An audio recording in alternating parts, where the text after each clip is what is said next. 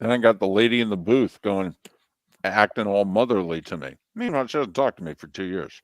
Okay. Hey, where's your splint? I go, it's a long story. Believe it or not, the splint makes it worse in this situation. It needs to hang lower. I can support it with my other hand. Okay, well, but and I said, Mom, I'm 58 years old. I'll handle it from here.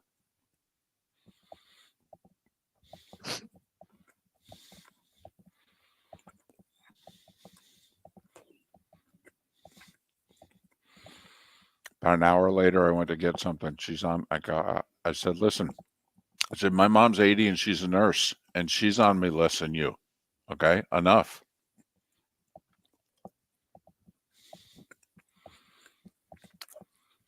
So you got a 5-game lead on me now.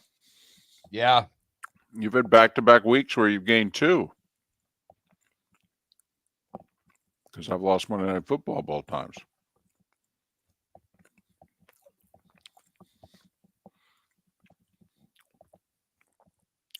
You believe he completed another Hail Mary? And somehow I missed it. Like I just do it because I didn't have the volume on. I'm like, how did they score? I roll back. I'm like, I'll be. We looked really good in that situation. We had queued up. We had a pre-produced Aaron Rodgers' 3 previous Hail Marys that he completed. And during the timeout, because the Bills called the timeout right before the snap, we ran all 3 Hail Marys, and then Rodgers threw the 4th. Submit. Ooh. It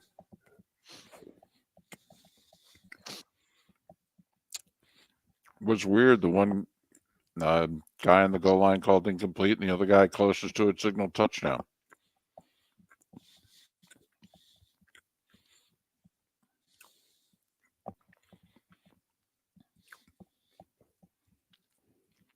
I know.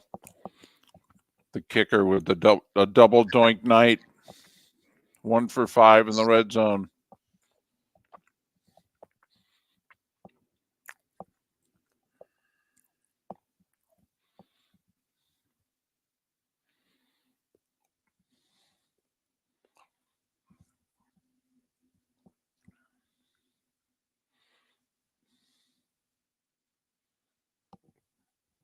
Oh, there's a camera on him at all times, EB.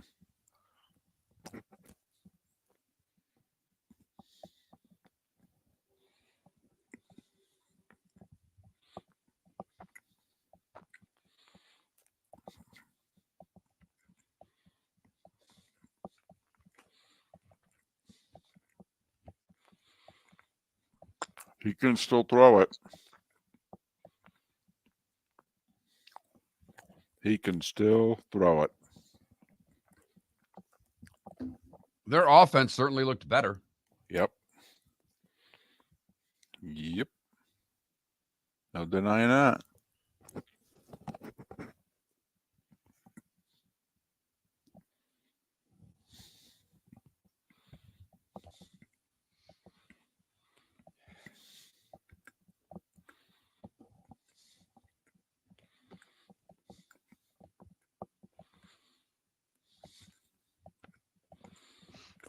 A rare Monday Night Football boot shot, but back-to-back weeks.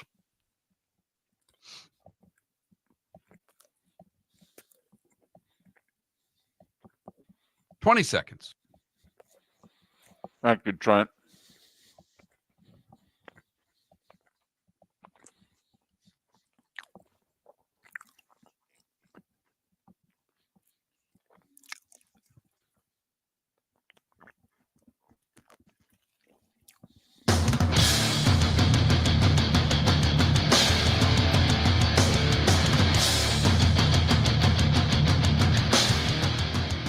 You're listening to Miller and Moulton, coming at you from the Floormeister Studios. Floormeisters, keeping it real.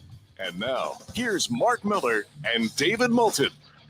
Top of the morning to you on this Tuesday, as we put one more week of the NFL season to bed.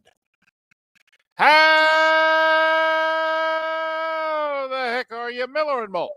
MillerandMoulton.com, Miller_Moulton on X. Thanks so much for being with us. Another terrific show lined up for you. Top of the morning to you, Mark. How are you? Good morning, David. Good day yesterday. Good sports day. Had fun watching your Mets make it 1-1 in that series. An interesting Monday night football game that had, I think, in fact, they just threw another flag. Oh, my goodness. And the Yankees get off to a good start as the Guardians decided how many wild pitches they could throw in an inning to help the Yanks secure the Game 1 victory. But all in all, a pretty good Monday sports day, David. In fact, Mark, the Bills-Jets game ended just a little while ago. I had to leave it early to get to the hotel to be on the show today. Oh, man. All right, I will take credit. He didn't say it the first time I said it in his ear, but about 3 times I said to Troy, I go, this has turned into a preseason game. All right, and he didn't want to go that far. And with about 6 minutes to go in the fourth quarter, after yet another penalty, he looks at me like, all right, I'm going to use your line. Joe, this has turned into a preseason game. Unbelievable what a penalty fest the second half was after a really entertaining first half. 22 penalties for the game, a bunch of missed field goals, and the Bills come away with the 23-20 victory over the Jets. As someone in the Twitch chat room said already, the Jets are gonna Jets.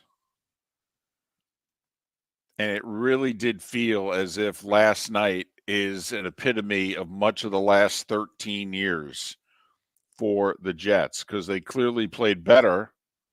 At times they were taking it to the first place Bills, and yet Josh Allen and company came in, stole their loot, and they leave.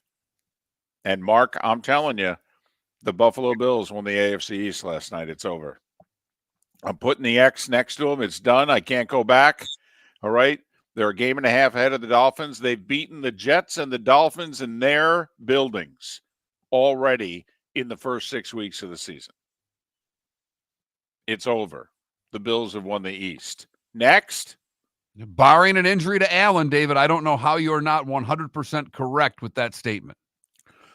This was just the difficult stretch of their schedule, and not so far their schedule, arguably their schedule. This was the 3-game stretch, a 3-game roadie. Baltimore, Houston, the Jets. Boom, boom, boom. They get out of it at 4-2 with a clear lead in the division over the wounded Dolphins and now the 2-4 Jets, who have to go to Pittsburgh. And Mark, this isn't college football where the Jets would only drop a spot or two in the polls because they played really well and clearly they looked better. No, this is the NFL. It's 2-4. That's bright lights with an exclamation point. And obviously losing on Monday night means a short turnaround to get ready for a Sunday game, as you already mentioned, with Pittsburgh.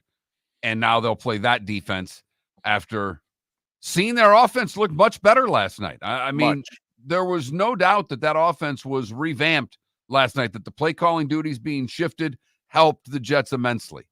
You know, it's funny. It's the way it's going. Just you and I this year when we're picking games straight up in the NFL, you've got now a nice solid lead on me. You're like 5 up. And it's funny. I felt like I nailed last night's game perfectly. Tell me the Jets didn't respond. Tell me the changes didn't work. Tell me that wasn't the bets that the Jets have looked offensively all year. And it's an L. Just like you said it was going to be, that Josh Allen was going to come in and steal their money and go home. And they did. That's the type of victory for the Bills that I think they can put a lot of weight into. They had lost 2 in a row. Allen had never lost 3 games in a row, and a little bit of guts and guile to get through that game. Some good fortunate with the missed field goals by the Jets. They missed one of their own, but that's a game where you walk out of and go, we may have stolen one tonight. How about 6 games into the season, Josh Allen's yet to throw an interception? The turnover machine, he's been, one of the 5 best quarterbacks in the league this decade, but he has been prone to turnovers. He has some Favre in him. What's he not doing this year? Forcing the ball to a diva receiver? Maybe checking it down to running backs or whatever, just throwing it away, running it out of bounds. Okay. And it's not like they're punting a ton. I mean, I think they punted once in the first half, but he's protecting the football this year. And this just in, it's working for him. Funny when you keep the football and the good things that'll happen when you start handling the turnover margin. And I know some of it's luck, but a lot of it isn't. A lot of it's making the right decision. And so far, he's making the right decisions. It is, and this is going to sound so cliche. So, yeah, no kidding, David. But, man, when you see good quarterback play versus mediocre or worse quarterback play, just what a staggering difference it is. I mean, Josh Allen, the ability to avoid the pressure and then make plays. I mean, not just to avoid the rush and throw it away, but I mean, avoid the rush. He's in his end zone. He avoids it. He rolls out. He throws it 45 yards downfield for a big play, which leads to a touchdown. I mean, the last touchdown at the end of the first half, a defender is coming in to sack him. He ducks under him and then rolls to his left and throws a strike. I mean, it's beautiful.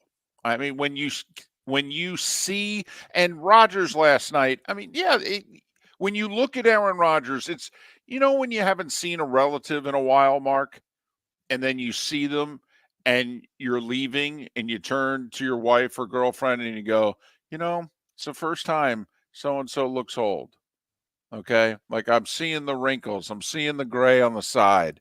Okay. You look at Aaron Rodgers now. Aaron Rodgers looks old in the face, in the eyes. Okay. The little bit of gray in the hair. You go, Aaron Rodgers is old. They put up what he looked like when he played for the Packers. And you're like, yeah, he doesn't look like that guy anymore. Aaron Rodgers throwing the ball? Oh, man. There was like one inaccurate pass all night. And he got banged around a little bit last night too, David. And he did. He took a few hits.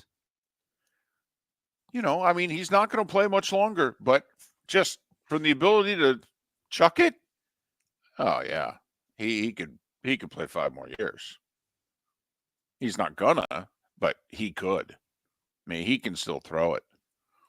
And when he needs to eat, Mark, he does remind me a little bit of Pedro Martinez. Pedro Martinez at the very end with the Red Sox and the first couple of years with the Mets before he hurt his arm. All right. When Pedro was living 88, 89, 90 on the gun, and then all of a sudden when Pedro needed it for 1 or 2 batters in a tight spot in the 6th, here came 94, 95. All right. And Rodgers is out there throwing these nice catchable passes. And next thing you know, he's got a guy in triple coverage in the middle of a triangle down the field and zip. And it's like, I'll be son of a gun. He can Who still throws swing the it. ball harder? Between Allen. Yeah. Allen, it's a fastball. It's one thing. You can see it on TV, but it's not the same as in person when you notice it, to me. Yeah. Oh, yeah. I mean, one guy's out there throwing 90, 92, the other guy's out there throwing in the mid-90s. Not that Aaron can't throw the occasional, like I said, mid-90s, but not every pitch. One guy's just got a little more on the fastball because the one guy's 28 and the other guy's 40. So let me see if I got this right, David. We've got an X next to the Bills. Yep, I do. We've got I an don't X think you do. the Texans. So the Bills and the Texans are division champs. Who else? Are you putting an X next to the Chiefs?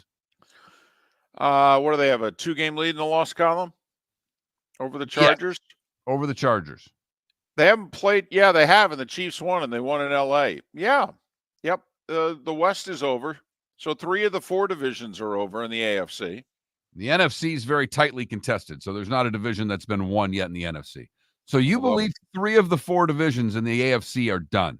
Absolutely done. Buffalo, Houston, Kansas City, congratulations on your division championships, and now you're playing for seeding. I mean, what are the odds I'd have to give you in either one of those divisions individually? Never mind. I mean, literally right now, can you place that bet? Bills, Chiefs, and Texans to win the division? I mean, what odds would you get? You'd get nothing. I'd be willing to throw the Ravens in there as well, David.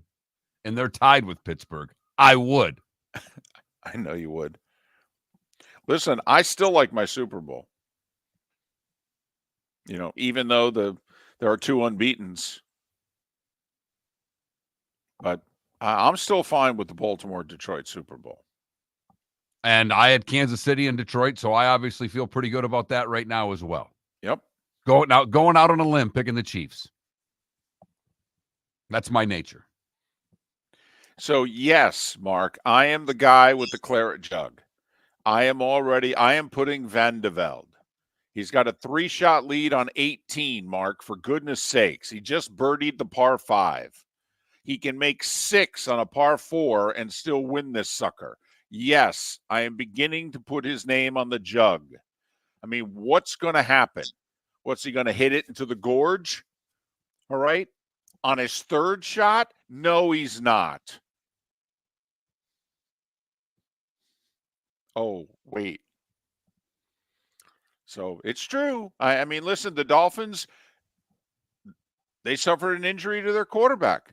And look what happened to their season. I mean, knock on wood, CJ Stroud, Josh Allen, Patrick Mahomes. There's no question about it. In which all of a sudden, if they missed 4, 5, 6 weeks or what have you, or worse, what would happen to these teams? But I'm putting them on the jug, Mark. I am. And you're yelling at me. You're my boss. You're going, what are you doing? It's too early. And I'm going, bet on it. Are you suffering from neuropathy? Do you experience stabbing pain, numbness, tingling, or burning in your feet? Are you tired of sleepless nights and avoiding life due to pain? If you've been diagnosed with neuropathy or experiencing pain or numbness in your feet, pick up the phone and call us right now before it's too late at 239-382-7332. Again, that's 239-382-7332. Neuropathy is a very serious and progressive disease where your nerves start to break down. Eventually, it leads to balance problems, falls, complete loss of independence, and can lead to amputation. Hi, I'm Dr. Eric Norrell, DC. Our program addresses the underlying causes and doesn't simply mask your symptoms with medication. In fact, many patients start experiencing relief from neuropathy symptoms within weeks. There's no surgery and no use of prescription drugs. Pick up the phone right now and call 239-382-7332. Call us today at Restore Health. 239-382-7332. American Paint Supplies, for nearly 30 years, is your one-stop shop for all your coating needs. If you are a designer, a contractor, a professional painter, or a weekend warrior, American Paint Supplies is the place where experts go to get expert solutions. At 6100 Shirley Street in Naples off of Pine Ridge, American Paint Supplies delivers the best solutions with the best products with the best support. Meet Gene and his team today at American Paint Supplies. Call 239-566-2700. That's 566-2700 or online at AmericanPaintSupplies.net. Gentlemen, as your wife mentioned getting new flooring, but you don't want to go through the hassle, well, go see the Floor Meisters in Naples next to Costco. They understand your time and money are important, so they'll make it as painless as possible. With a huge in-stock selection of carpet and Cortec, they can get you the floor your wife's been asking for. They carry wood, vinyl, carpet, and tile. If you do it yourself, no problem. They can handle that as well. So go see TJ at the Floor Meisters and tell them, just keeping it real. This is Miller and Moulton.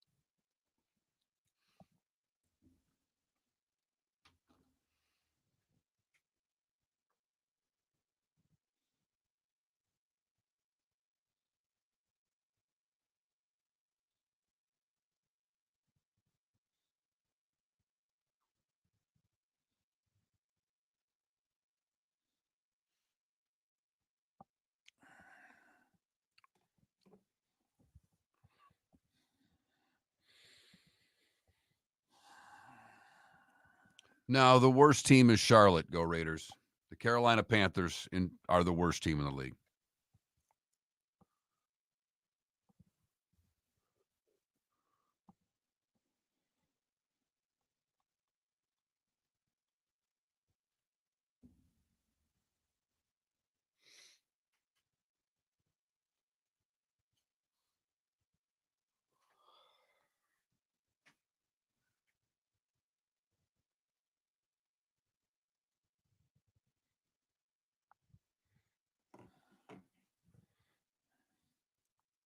I know.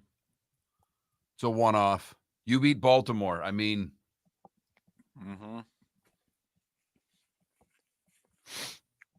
The September results in the NFL that you look back on in December and January and you go, how the hell did that happen?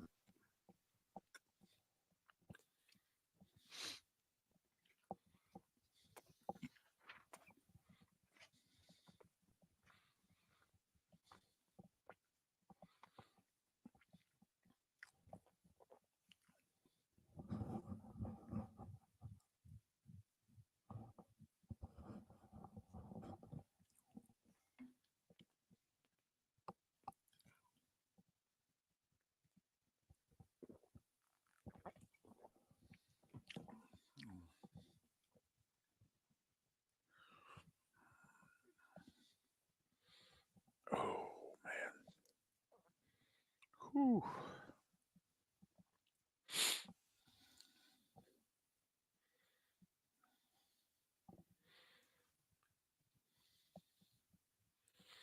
Got back to the hotel by 12:30 last night.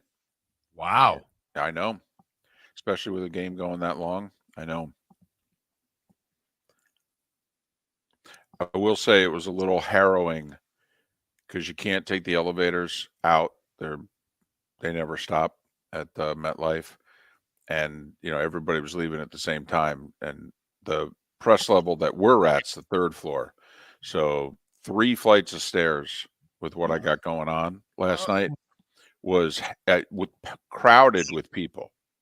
Bill just looked at me like, can you do this? And I go, I won't go as fast as you, but yeah. Because in Detroit last year, that's when the guy fell on me from behind. Right. Leaving. And I'm like, oh, man. So that was harrowing. And the parking lot's packed and people are bumping into one another. And I'm like, Don't touch. I'm walking around with like a Heisman. No.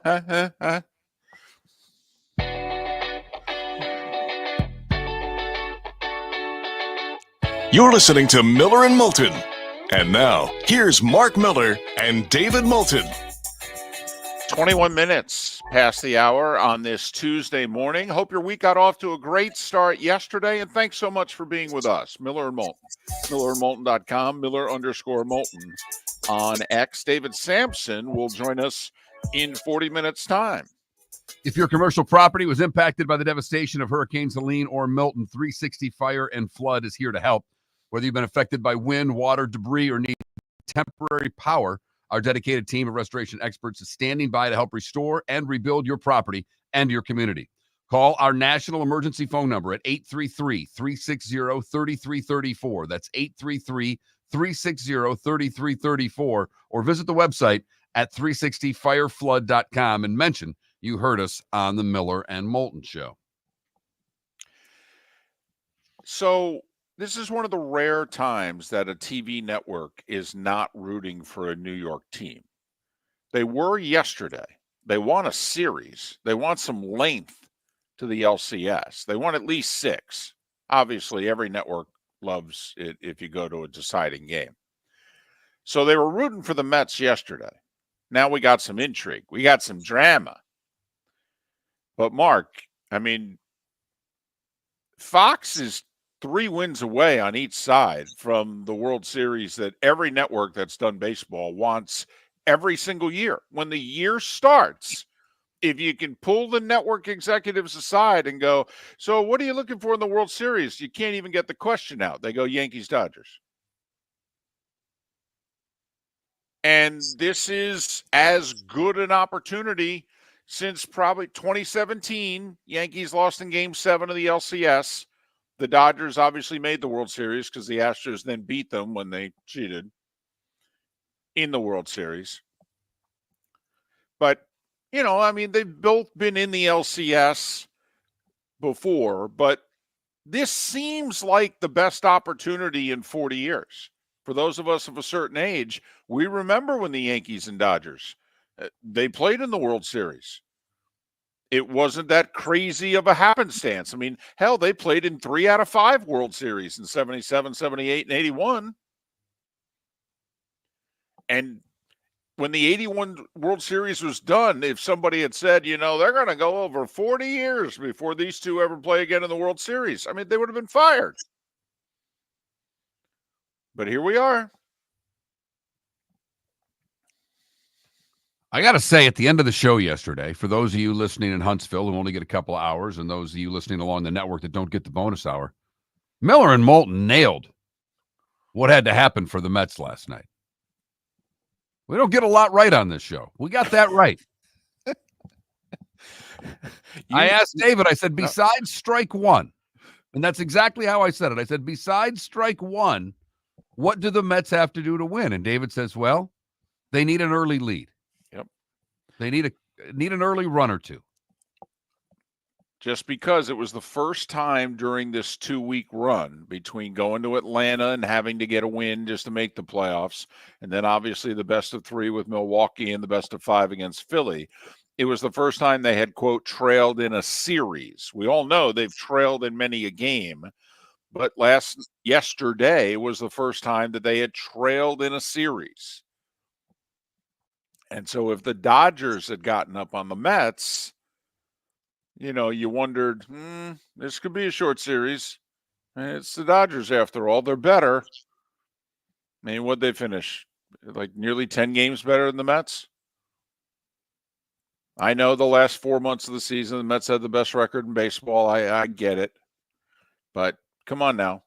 I mean, they played this series 10 times. Which team you taking? Taking the Dodgers. Yeah, you're taking the Dodgers. Dodgers are going to win 6 or 7 of these, maybe 8. I mean, they're better. They got more ways to win this series. But yesterday, the formula worked perfectly. And after game 1, in which the top of the order dominated for the Dodgers, they couldn't find a hit yesterday. Nope. No, they could not. Mets bullpen, just good enough. Mets defense, turned a big double play when they needed it, though, after trying to give it away before that. Some tough breaks. The ball off the mound was a tough shot. I mean, but Alonso's play at first, he's got to make that play. Yeah, that's the one I have more of a problem with, David. The play at second took a funny hop. Things happen. I thought Alonso, when that skipped by him, I went, "Ooh, you got to make that play." Yeah. They call him the polar bear for a reason. He's not exactly nimble.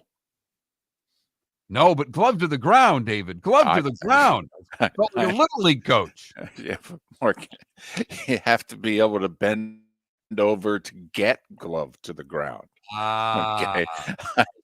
I mean, Mets fans love their polar bear, but he is the polar bear for a reason.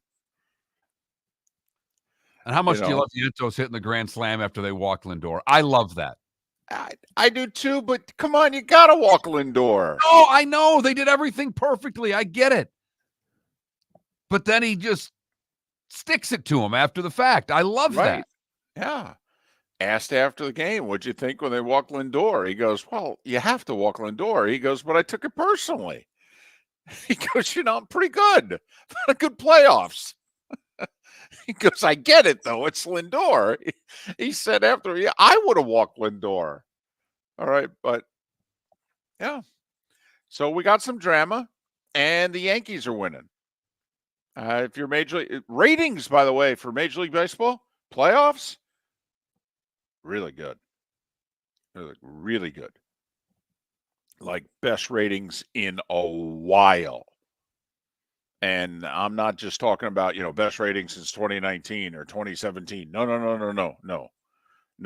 Like your Tigers Guardians game, Saturday afternoon, best I think, daytime playoff game rating in 20 years. I mean, that's Tigers Guardians. I mean, that's up against the day of college football. Now, there wasn't a lot of great noon games, but you still have eyeballs watching all of these different college games that are going on. Right.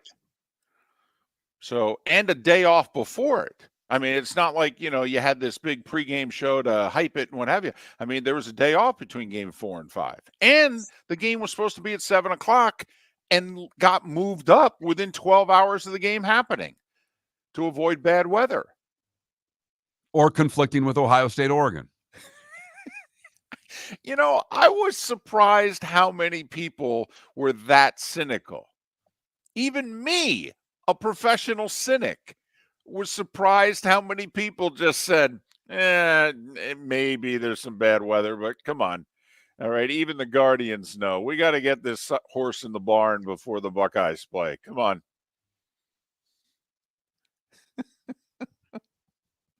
Just saying. You're not alone in saying it and believing it. So the baseball's doing really well. People seem genuinely interested. Don't know if you are. I do think if it ends up the two New York teams, interest will drop instantly. Instantly. The 2000 World Series did not do well. The rest of the country went, blank, not interested. Right, because the rest of the country deals with the New York bias on a daily basis. Yep. When whatever sport they watch, whether it's too much Jets coverage, too much Yankees coverage, whatever the case may be, too much Knicks coverage. I mean, we get inundated with more New York sports than we ever want to get inundated with. And if we get a Yankees-Mets series, I can see where that could be fatigue for the sports fan. I mean, it is ironic that a team with the highest or second highest payroll in the game of around $300 million is this feisty underdog club, a.k.a. the New York Mets. I mean, it's unusual that a $300 million payroll club is the feisty underdog. I mean, Mark, they're talking about the Mets like they're the Indiana Hoosiers in the Big Ten. I mean, it's like, come on now. I know this is unexpected, but it's not like they're out there with the Rays payroll, guys. They evened the series at 1 yesterday against the Dodgers. Miller and Moulton. Great show lined up for you today. The starting five is what we do next. Miller and Moulton, millerandmoulton.com.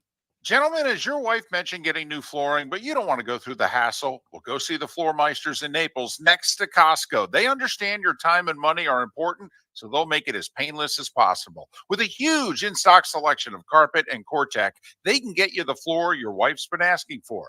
They carry wood, vinyl, carpet, and tile. If you do it yourself, no problem. They can handle that as well. So go see TJ at the Floor Meisters and tell them, just keeping it real.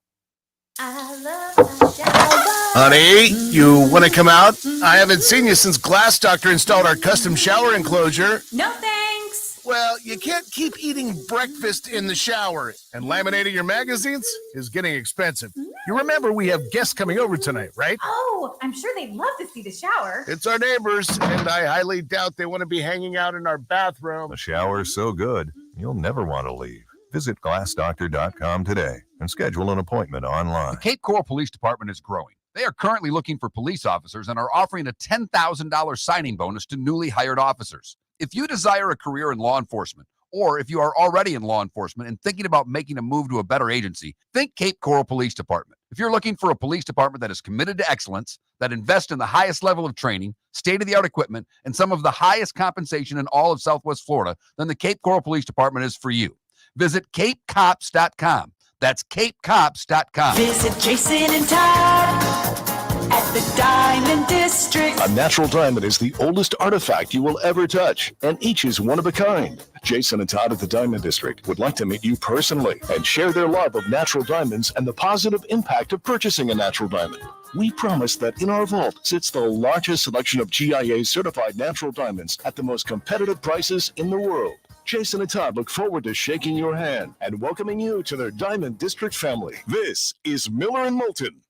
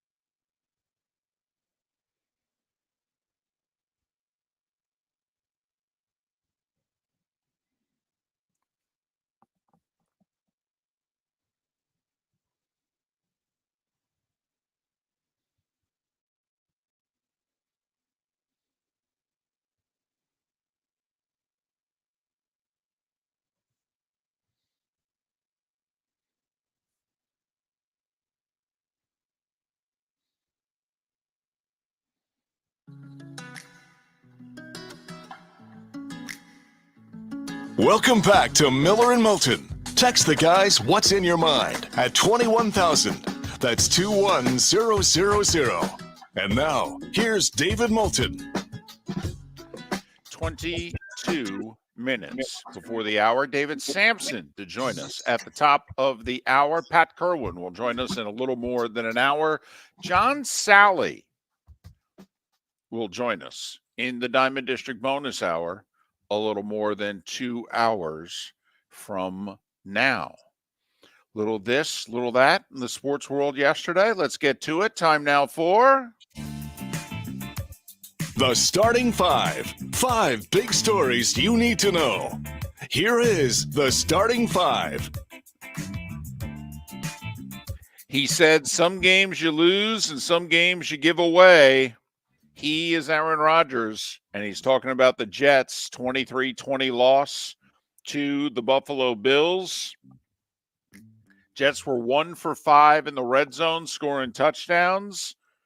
The Bills, meanwhile, were 3 for 4 in the red zone, scoring touchdowns. Bills 23, Jets 20. 22 penalties, 11 on each side. Most in a game this year in the NFL. Aaron Rodgers quoted afterwards, it seemed a little ridiculous. Some of the calls seemed really bad, including the roughing the passer on me. That's not roughing the passer. You might as well play Sarcastaball. What's that, a South Park reference? I don't. It's over my head. I think it's a South Park reference. Sarcastaball. He said, that's not roughing the passer. You might as well play Sarcastaball if we're going to call those things. And I thought the one on Kinlaw wasn't roughing the passer either. I do think it's difficult when quarterbacks don't just gently go down anymore, when quarterbacks are always trying to get rid of the ball at the last second to avoid the sack, to be calling what they're calling on the defensive players, particularly like if you're trying to take down Josh Allen. To me, it's really difficult to get called for roughing the passer. I mean, come on. He's 6'5", 243. And he never gives up on a play. I mean, but there were a couple of those, one on each side yesterday. And you are right, it is a South Park reference. So, I mean, give Rodgers credit. He at least said that, the one on him was absurd. In fact, he quoted that one first. But Jets missed 2 field goals. Zerline hit the left upright going in each direction in the second half. 1 from 32 yards. But the Bills got it done. They've beaten the Dolphins and the Jets on the road in this young season. They have a 1.5 game lead over the Dolphins, a 2-game lead on the Jets. That's your AFC East champions, ladies and gentlemen. The Buffalo Bills. Book it. This baby's over. October 15th, David's calling a division. Yep. A week after calling a division last week with the Houston Texans. Exactly. I've got a few of these.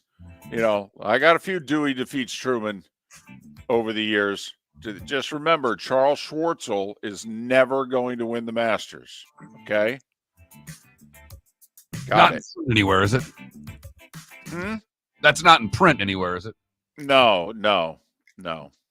Well, unless they keep, columns from the Naples Daily News from 13 years ago, they still keep those online somewhere. No. It's not available anywhere. So week 6 is in the books. By the way, road teams won 10 games. 10 games. And that's not a road win in London either, because the Bears were the home team and the Bears won. So road teams did really well this week. And it also a strange occurrence, besides the fact that the week bookended with road teams winning, Niners on Thursday, Bills on Monday. But Mark, it just so happens, if you look at all the 4 and 4:25 start times, the Sunday night game, all right, and then Monday night, every game that was played after 1 o'clock this week, the road team won. The late games were the Chargers beating the Broncos, the Steelers beating the Raiders, the Lions beating the Cowboys. You had the Bengals beat the Giants, and you had the Bills beat the Jets. Just a strange occurrence, but good week for the road teams. Home teams are darn close to 500, folks. 6 weeks in. This is not a 1-2 week thing. This is a 3-year thing, by the way, also. We got football tonight, though. Remember, 55 straight days of football. You know what we have tonight? Ooh, a little Conference USA action. Little Troy, South Alabama, Kennesaw State, Middle Tennessee State, Louisiana Tech, New Mexico State, baby. We're getting CBS Sports Network involved. We're getting ESPNU involved, but you need your football. And so they are providing it. Check your local listings. 3 Tuesday night college football games. Thank you very much. Only one of them has a single-digit point spread on it, too. That's okay. None of the 6 teams involved have a 500 or better record. Hey, you said you needed it. You said you wanted it. The networks are providing it in name only. Baseball. Both New York teams winners yesterday in mid-October. That doesn't happen very often. So the Mets scored 6 early.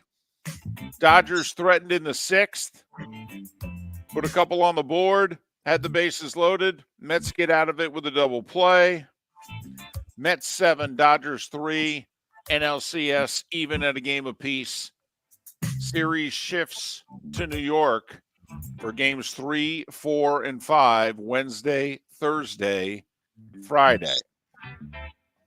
We'll say it's pretty cool in the New York metropolitan area right now. Temps in the 40s, highs in the 50s for the next few days. It's actually going to look and feel like October baseball tonight in the Bronx. Last night with the Yankees game, just with what everybody was wearing, it looked like it was a cool night. Oh, yeah, it was. I mean, temperature really dropped yesterday during the day. I mean, when the Yankees-Guardians game started, it was in the low 50s. By the late innings, it was in the 40s. Remember those temperatures? No? No idea. I throw that in for our audience, and they're like, wait, what? 50s and 40s? What, is he talking Celsius? No. Yankees 5-2 over the Guardians. Not a lot of hits in the game. So the dent that Stanton's homer made, all right, how big of a dent do you think that was in the side of the car there? Man, he crushed that sucker. That made it 5-1. Yanks won 5-2. They're up 1-0 in the ALCS. Figure Cleveland's got to win tonight to make a series of it. So there you go. Yankees a big favorite tonight. Minus 175 with Garrett Cole on the hill. He didn't pitch well in his first start against the Royals. Then he pitched really well on short rest in his second start. And I think they're coming back on normal rest for Cole tonight. Game 2, 7:30 on TBS. NHL, bunch of games last night. Panthers in a matinee beat the Bruins 4-3. Boy, they own Boston, don't they? They really do, David. Going back to the playoff series, so they've won 2 playoff series against the Bruins. They're 2-0 against them already in this regular season. 4-3 the final for the Panthers. Rangers beat the Wings 4-1. You don't get this very often. This is old 1980s Western Conference Smythe division. How about Ottawa beat the LA Kings 8-7 in overtime? That's a good October hockey game right there. No defense. Just pissed the coach off enough to make him work hard in practice the next day. Penguins double up the Canadians 6-3. Malkin a goal and 2 assists. Pretty good for a 47-year-old there. Devils finally handed the hockey club from Utah their first loss of the year, 3-0 New Jersey. And Islanders beat the Avs 6-2. Patrick Roy returning to Denver as head coach of the Islanders. So there. And unless I'm missing something, that's pretty much it in sports yesterday. And is there a major trade that I missed? I mean, I was a little busy last night and went to bed at 1 a.m. and what have you. I mean, Cam Rising out for the year for the Utes, but if you saw him play, you knew that he was damaged goods over the weekend. Dan Lanning did acknowledge that he purposely sent the 12th man out there for the penalty. Don't you think that college football needs to change the rule or add a rule? We all know in football the rules are different in the final 2 minutes of halves. Don't you now have to, when someone else wants to pull a Dan Lanning, either blow the play dead immediately with under 2 minutes to play, blow the play dead if the defense has 12 or more men on the field so that no time goes off the clock. And penalize them immediately, correct? Yeah, right. 5 yards. Right. Plays dead. Okay, 5 yards. Treat it like, when the defensive end jumps and doesn't stop.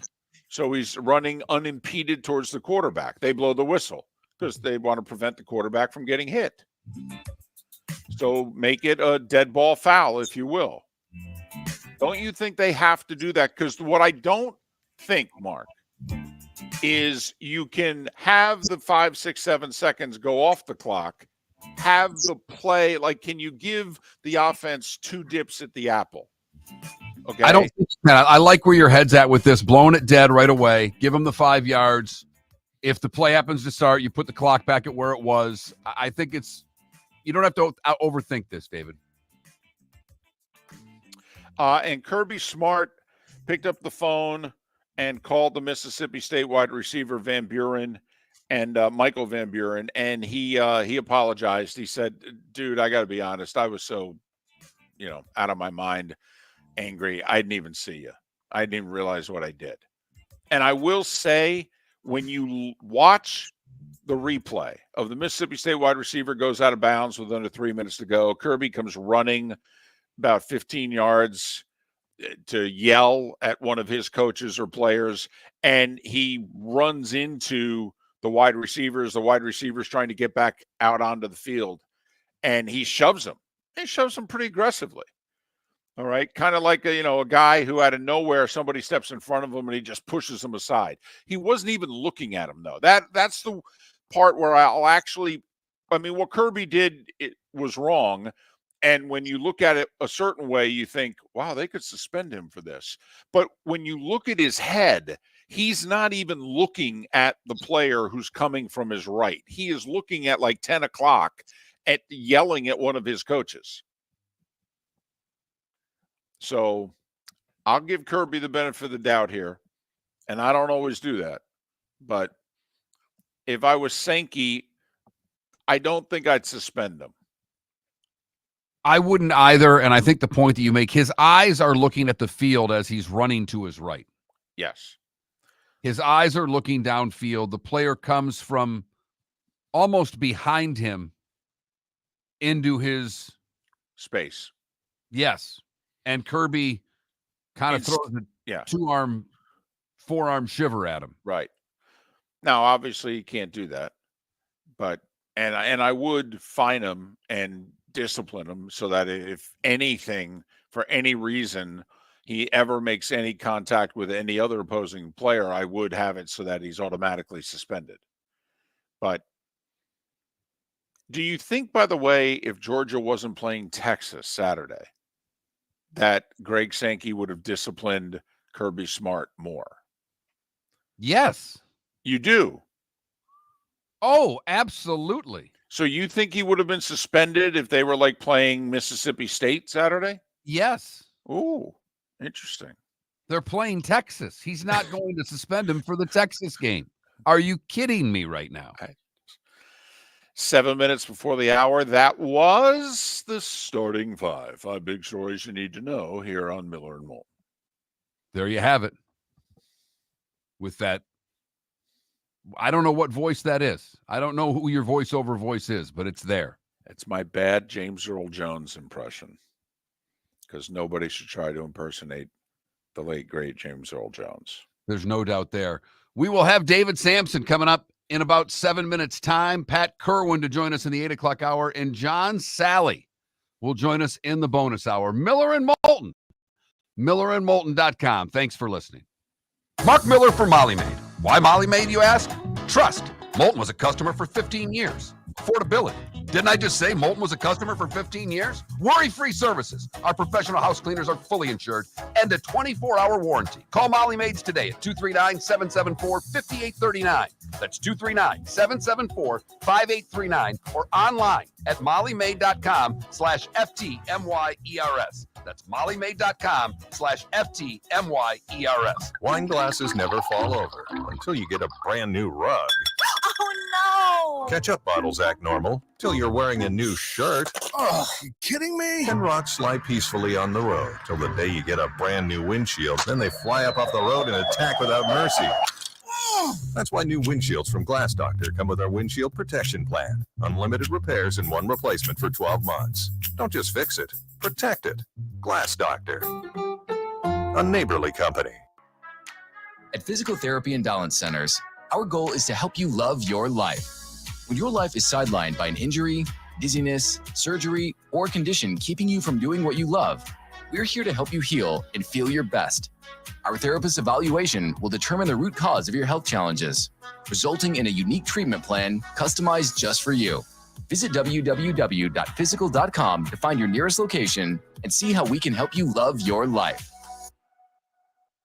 Is snoring bothering your spouse? Would you like to sleep in the same bed again? Do you know that snoring can affect your sleep cycle and cause lower testosterone levels? At Sleep Treatment Direct, we have easy solutions. We have a simple laser procedure that can improve snoring in 10 minutes. If you would like to get back in the same bed or are looking for a natural way to treat low testosterone, give us a call at 239-444-1741. That's 239-444-1741. Or go to sleeptreatmentdirect.com. That's sleeptreatmentdirect.com. Sleep Treatment Direct. Sleep safe and sound. American Paint Supplies. For nearly 30 years is your one-stop shop for all your coating needs. If you are a designer, a contractor, a professional painter, or a weekend warrior, American Paint Supplies is the place where experts go to get expert solutions. At 6100 Shirley Street in Naples off of Pine Ridge, American Paint Supplies delivers the best solutions with the best products with the best support. Meet Gene and his team today at American Paint Supplies. Call 239-566-2700. That's 566-2700 or online at AmericanPaintSupplies.net. The world-famous cigar bar started as a neighborhood place in downtown Fort Myers, and now it's a brand, a destination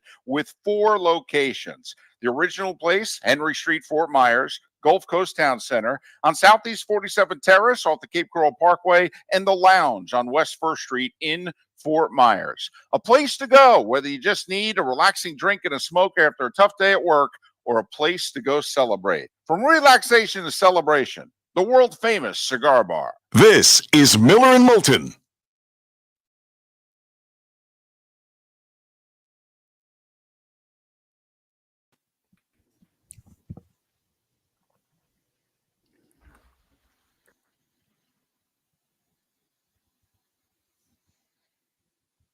Morning, David. Good morning. How are you? Doing excellent. How are you? I am good. Thank you.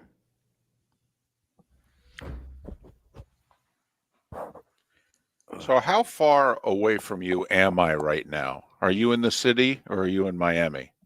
I am at 81st and 2nd Avenue.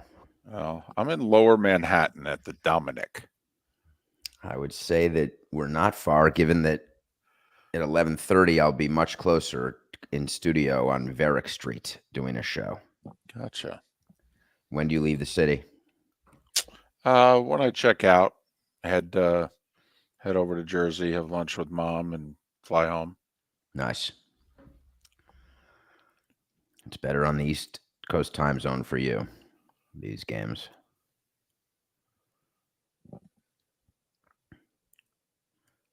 Man, was that an ugly game last night. It started so great. The first half was terrific. 2017, a Hail Mary in the half. It had flow. Ball was moving. And then the second half, the officials got paid by the laundry. Man. It is unreal that he was able to connect with that Hail Mary. Just unreal to me.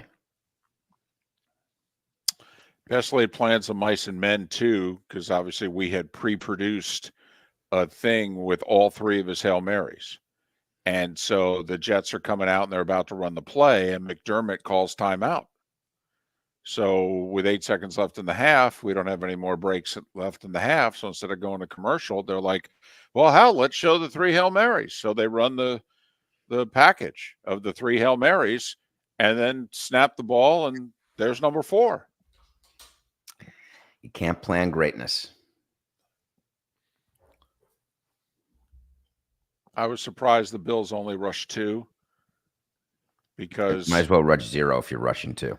Because, I don't know if Rodgers now could, because the ball was on his 48, so he was 52 yards in the end zone. He needed a run-up to throw the Hail Mary. This isn't young Aaron Rodgers, 10 years ago throwing that Hail Mary in Detroit. So I was surprised the Bills allowed him to have the run-up by only rushing 2.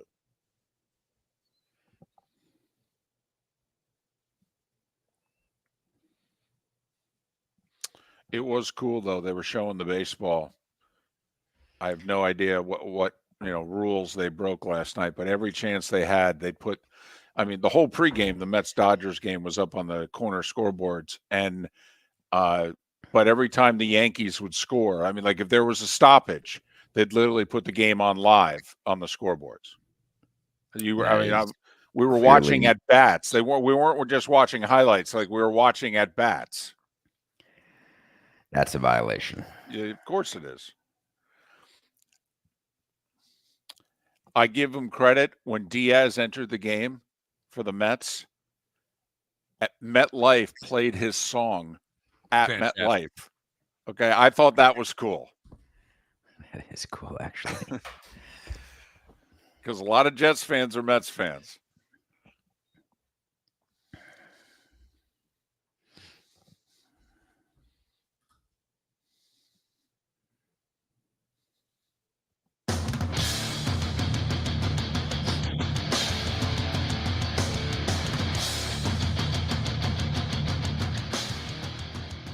You're listening to Miller and Moulton, coming at you from the Floor Meister Studios. Floor Meisters, keeping it real. And now, here's Mark Miller and David Moulton. And joined at this day and time every week by David Samson. He of the award-winning Nothing Personal with David Samson. It's weekdays live at 8 a.m. and then rebroadcast in its entirety on the DraftKings Network at 10 a.m. He joins us on the American Paint Supplies Hotline, your one-stop shop for all your coating needs. Follow David on X, David, the letter P. Samson, David P. Samson. Hey, a belated happy anniversary. Saw yesterday. You've been doing this now for 5 years. Congratulations. I appreciate it. It's thanks to the audience for sure, and to being able to go on shows like yours that has just drawn attention to Nothing Personal.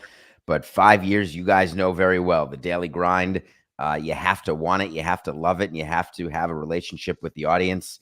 And I have got all of those things checked. So it was a great day, but woke up today realizing, all right, that's done. On to the next 5. Well, it is on to that. It's kind of like the way the baseball series are. It's, the Mets get bombed in game 1. It's on to the next game, and they get a win. The Guardians yesterday decided to throw the ball into the ground for a while. It's on to game 2 to see if you can get it to win.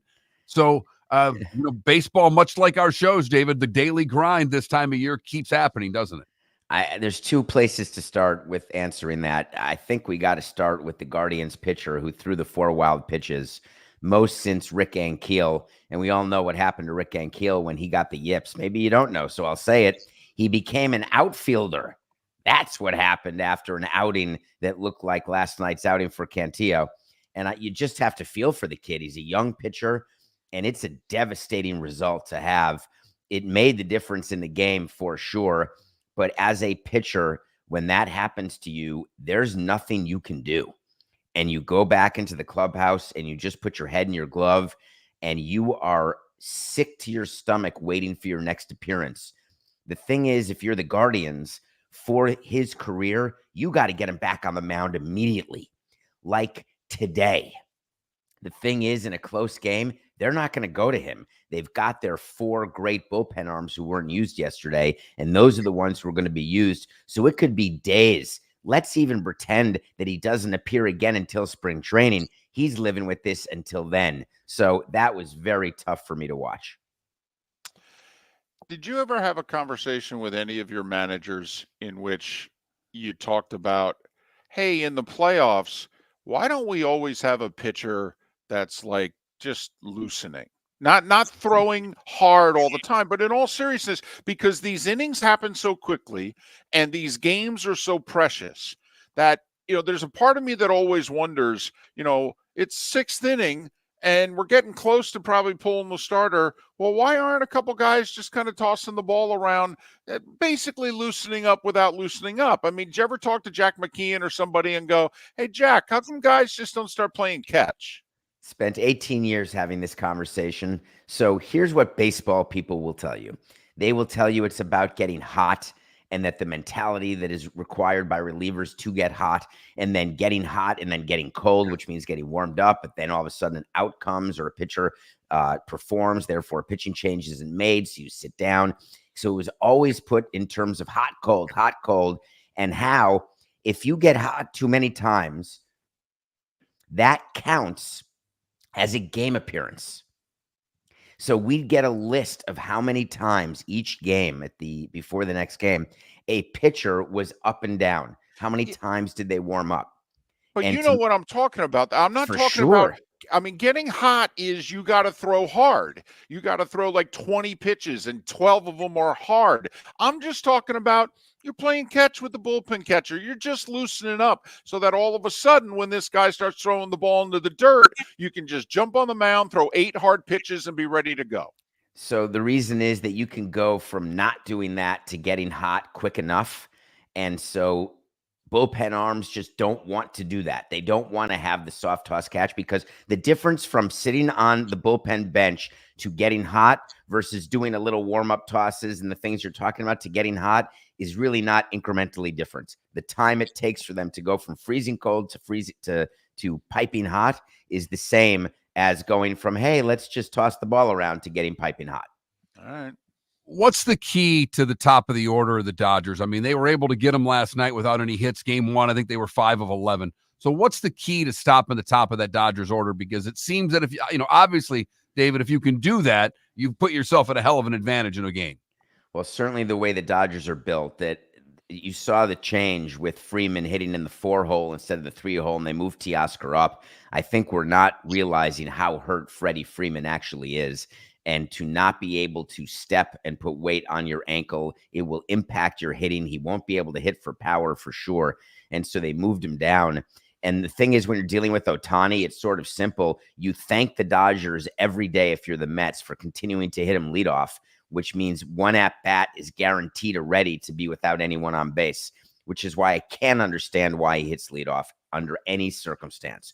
But now, go ahead. You know why they do it, though, because when Betts was out, they moved him up. And for whatever reason, his numbers in the leadoff spot were 100 plus points higher in on-base slugging, the whole deal. And so when Betts came back, they just said, hey, Mookie, can we leave him there? He's red hot. Will you hit second? Mookie, he says yes to everything.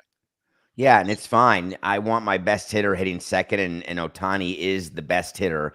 And I would even have him hit third versus first. And the argument that he gets more at bats by leading off, it's total horse hockey. How many times does a leadoff hitter make the last out of the game? It happens, 1/9 of the time, I would say. So it doesn't matter where he hits. The second thing I would tell you is that that's fine during the regular season, but take a look at his numbers now when he's got runners on base versus nobody on base.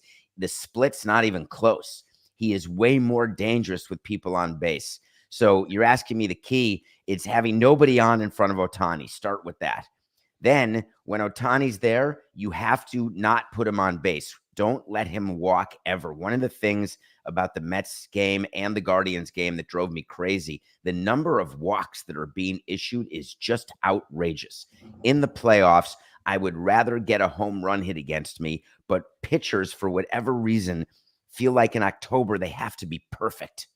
And when you feel that, you hold the ball for a split second longer or release it a split second too soon, and you lose your command and you put traffic on the bases, and it will cost you. Look what Vientos did. He hit the grand slam because there were runners on base, just so many walks. Anyway, that's the approach with Ohtani.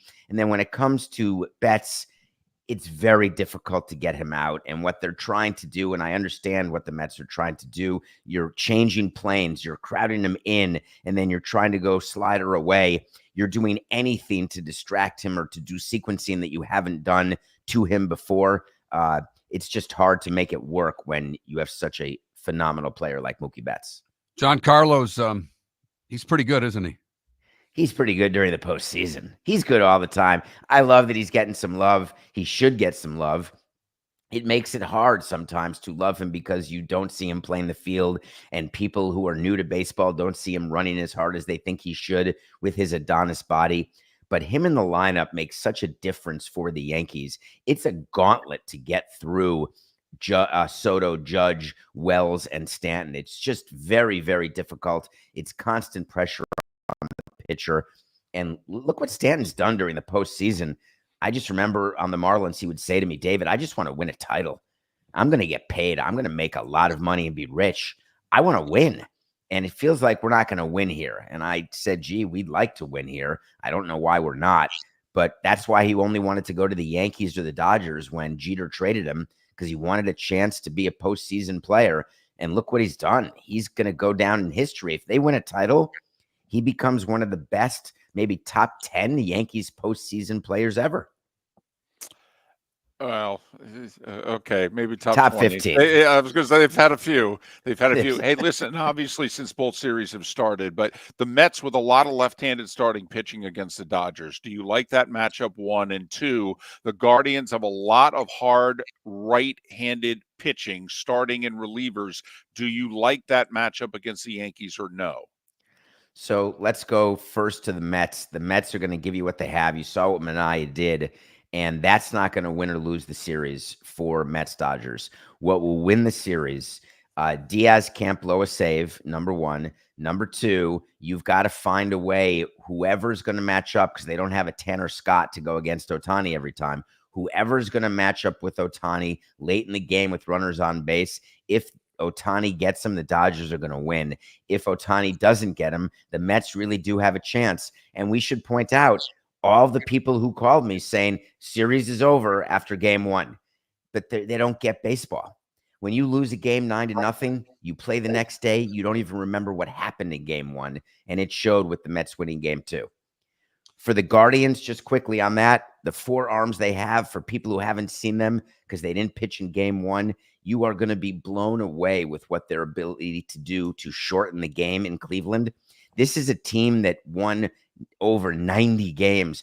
This is one of the best teams in all of baseball. You're not going to get Ramirez to go over. You're not going to be able to win 4 games without going through that bullpen, which had some blemishes against Detroit, no doubt, but they could just as easily go 7 games here and not give up 1 run after the 6th inning to New York. So it's going to be a very interesting series, and today's going to be an interesting game. In terms of the matchups this time of year, David, there's no such thing. Those guys are all ready to go on the offensive side, and they've got a slight advantage because many of the arms are tired. You think Cleveland can score enough runs to win against the Yankees at the end of the day, David? I think they have enough pitching to make the Yankees not score enough runs to beat them. It's going to be tough for the Guardians to win 4 times. It's going to be totally dependent on pitching, and they're going to have to get the type of hitting they got in the last round to beat Detroit, where Lane Thomas comes up and hits a home run, and David Fry does the same. You can't have Ramirez grounding out with runners on base. He's going to have to perform at a Otanian-like clip with runners on base for them to win. Kwan's going to have to be on base at least twice a game. So many things will have to happen, but it's not impossible. Got about 20 seconds. Aaron Judge got a little Bonds in him right now in the playoffs. All right, he's struggling. So he's been struggling throughout his postseason career. And, what Bob Costas said is not wrong. He's one of the greatest players the Yankees have ever seen, but you got to do it in October. And he still has a chance to do it, but it changes the lineup when he's not as big a threat. But if he gets hot, gentlemen, that could be it.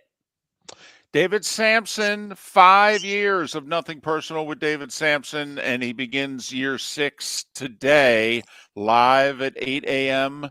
Eastern, rebroadcast at 10 a.m. Eastern on the DraftKings Network. David, thanks as always for giving us time. Congratulations on your success, and we will talk to you next week. Follow him on X at David P. Samson, David, the letter P. Samson, here on Miller and Moulton. American Paint Supplies, for nearly 30 years, is your one-stop shop for all your coating needs. If you are a designer, a contractor, a professional painter, or a weekend warrior, American Paint Supplies is the place where experts go to get expert solutions. At 6100 Shirley Street in Naples off of Pine Ridge, American Paint Supplies delivers the best solutions with the best products with the best support. Meet Gene and his team today at American Paint Supplies. Call 239-566-2700. That's 566-2700 or online at AmericanPaintSupplies.net. Gentlemen, as your wife mentioned getting new flooring, but you don't want to go through the hassle, well, go see the Floor Meisters in Naples next to Costco. They understand your time and money are important, so they'll make it as painless as possible. With a huge in-stock selection of carpet and Cortec, they can get you the floor your wife's been asking for. They carry wood, vinyl, carpet, and tile. If you do it yourself, no problem. They can handle that as well. So go see TJ at the Floor Meisters and tell them, just keeping it real. Mark Miller for Molly Maid. Why Molly Maid, you ask? Trust. Moulton was a customer for 15 years. Affordability. Didn't I just say Moulton was a customer for 15 years? Worry-free services. Our professional house cleaners are fully insured and a 24-hour warranty. Call Molly Maids today at 239-774-5839. That's 239-774-5839 or online at mollymaid.com/FTMYERS. That's mollymaid.com/FTMYERS. Wine glasses never fall over until you get a brand new rug. Oh, no. Ketchup bottles act normal till you're wearing a new shirt. Oh, you kidding me? And rocks slide peacefully on the road till the day you get a brand new windshield. Then they fly up off the road and attack without mercy. That's why new windshields from Glass Doctor come with our windshield protection plan. Unlimited repairs and one replacement for 12 months. Don't just fix it, protect it. Glass Doctor. A neighborly company. This is Miller and Moulton.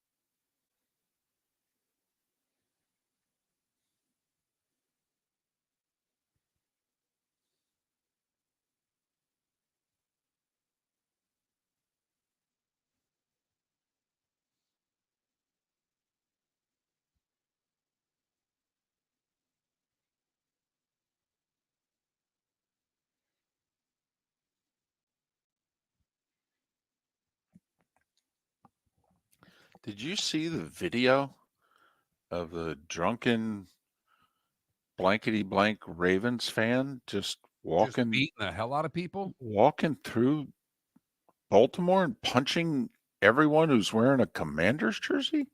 I did. Did you What I see? found interesting is that they had his employer when I saw it. Yeah, the people video and said, let's, find out everything we can about this guy. And they listed who he worked for and just all sorts of personal stuff. And I mean, he should go to jail. I mean, my goodness. But I don't get it. I just don't get it.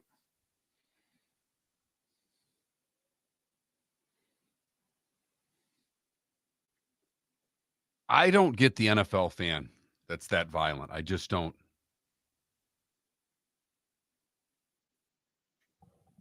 I don't either. I don't understand all the fight videos from NFL games. I don't.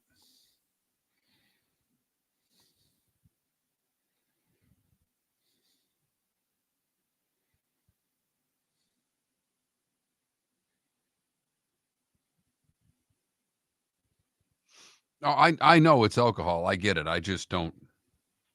I guess I don't have that in me.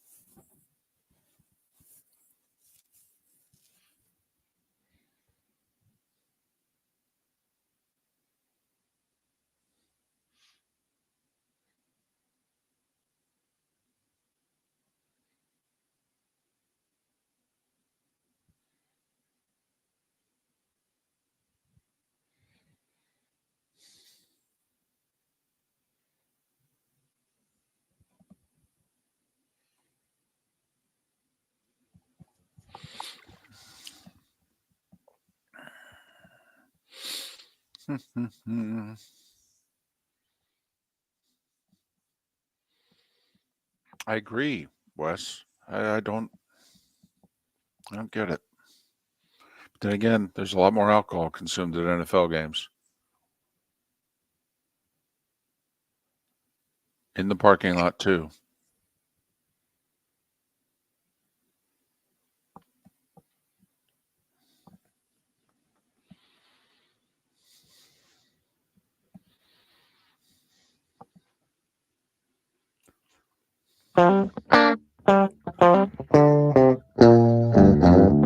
You're listening to Miller and Moulton. And now, here's Mark Miller and David Moulton. 21 minutes past the hour on this Tuesday. We say it often on a Tuesday. We hope your week got off to a good start yesterday and you're feeling well. And we thank you for spending some time with us, Miller and Moulton, millerandmoulton.com, Miller_Moulton on X. Bud Elliott joins us on Wednesdays in our 8 o'clock Eastern hour. Bud provides a lot of content, and not just for us, but, he's involved in 2 podcasts, a pregame show on CBS Sports Network, all over 24/7, at least 6 days a week during the college football season. One of the things that Bud does is he provides a weekly, hey, this is what I think the playoffs are going to look like based on where we are right now and, kind of what I see happening. Did you see, Mark, Bud Elliott's 12-team playoff at this snapshot in time? Give it to me. It's his projection. Bud Elliott's college football playoff projection. Okay. So he takes into account where everybody is now. Who's left on the schedule, what he thinks is going to happen based on what's already happened. Correct.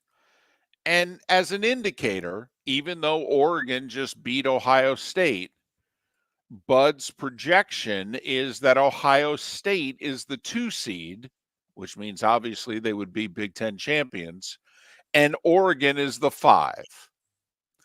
But he has Texas as the 1. So he has Texas winning the SEC. Okay. And with no more than a loss and being the 1 seed. Ohio State the 2. Miami is the 3. Iowa State as the 4. So those are your Power 4 conference champions as Bud Elliott sees it. Oregon is the 5. Georgia is the 6.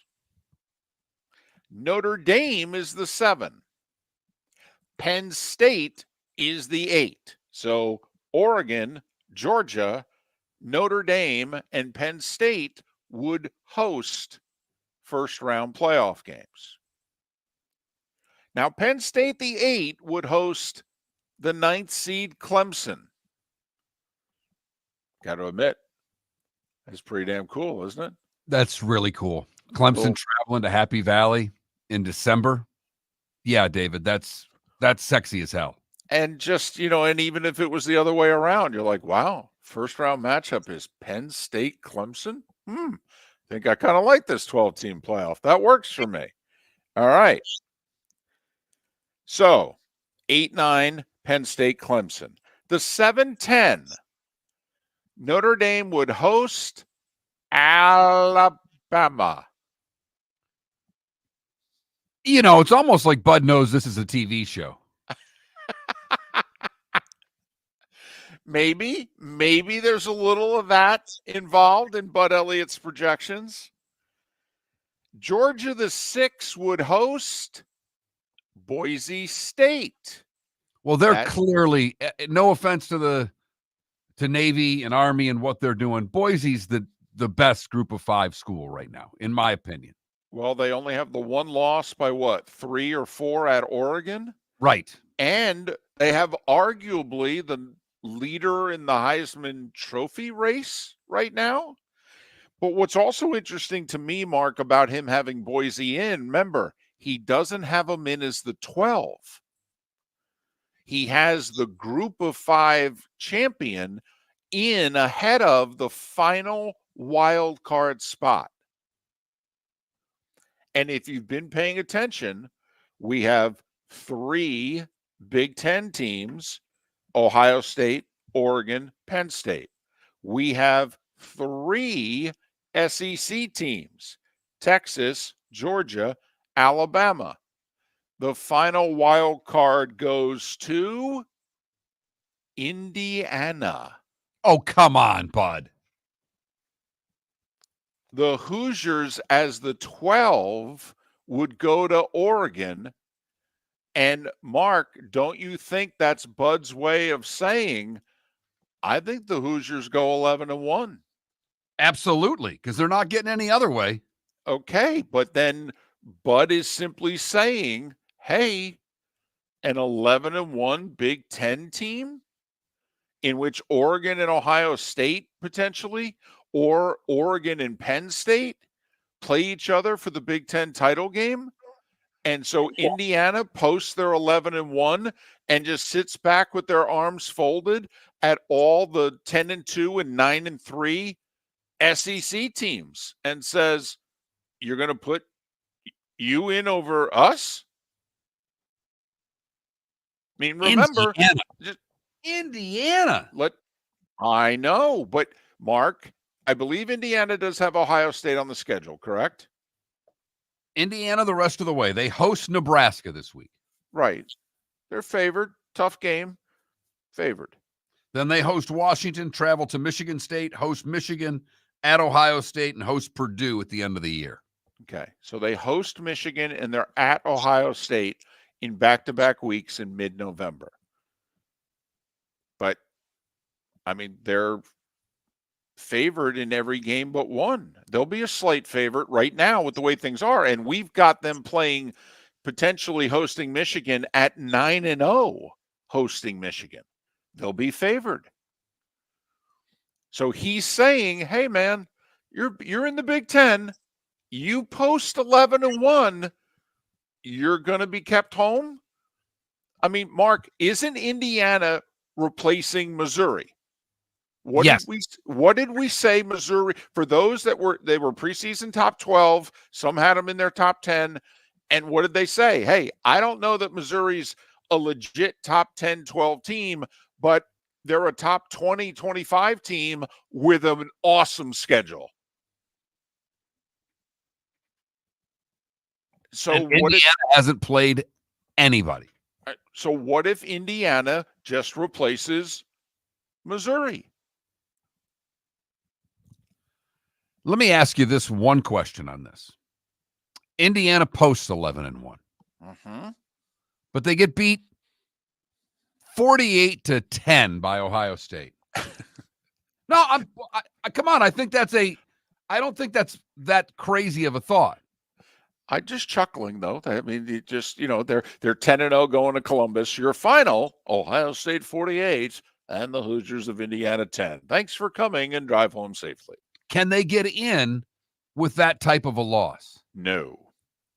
Nope. Because then 11-1 is with a huge asterisk, because all the focus is on the schedule and you start doing the comparison of look at the 10. But what's key here is 11-1 versus 10-2. Also, what's key for Indiana, besides the fact they have to win every game but going to Columbus? If you're Indiana, don't you need Michigan to beat Illinois this week? Don't you need Michigan in November? They host Oregon. Don't you need, Michigan's got how many losses, Mark? 2, right? 2. So if you're Indiana, in theory, you're beating Michigan, and then you're thinking Ohio State will.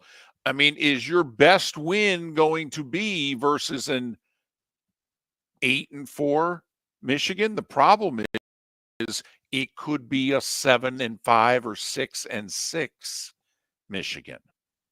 Michigan, an underdog going to Illinois. Michigan's going to host Oregon. Michigan's got to go to Indiana. Michigan's got to go to Columbus. And that's 4 games the rest of the way Michigan's an underdog in, albeit a slight one this week.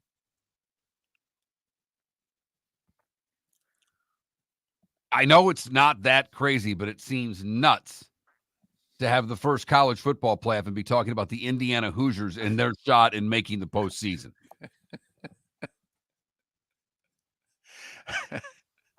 Right. We're not talking about Indiana basketball going to a Sweet 16 or a Final Four. Okay. The poll question in Bloomington: what will happen first? Indiana football makes the playoff. Indiana basketball goes to the Final Four. So anyway, that's Bud Elliott's college football playoff projection. He'll join us tomorrow here on Miller and Moulton. Mark Miller for Molly Maid. Why Molly Maid, you ask?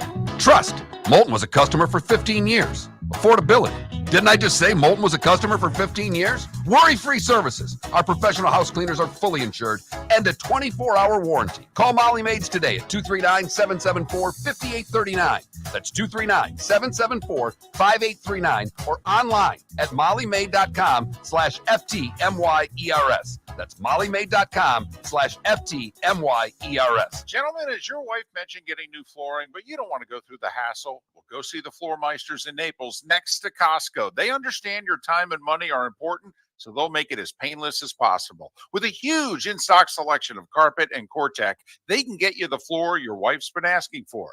They carry wood, vinyl, carpet, and tile. If you do it yourself, no problem. They can handle that as well. So go see TJ at the Floor Meisters and tell them, just keeping it real. At Physical Therapy and Balance Centers, our goal is to help you love your life. When your life is sidelined by an injury, dizziness, surgery, or condition keeping you from doing what you love, we're here to help you heal and feel your best. Our therapist evaluation will determine the root cause of your health challenges, resulting in a unique treatment plan customized just for you. Visit www.physical.com to find your nearest location and see how we can help you love your life.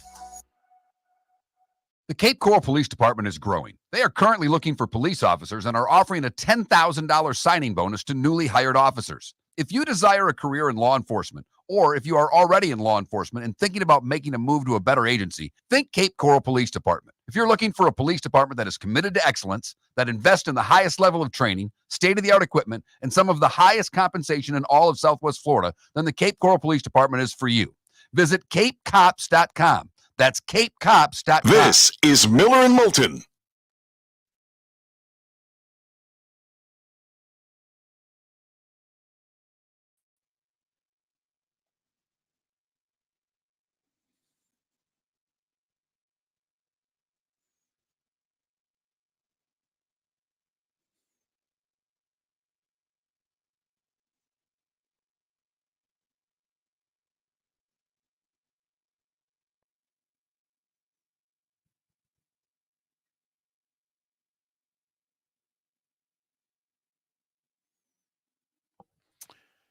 DC, we examine the SEC schedules all the time.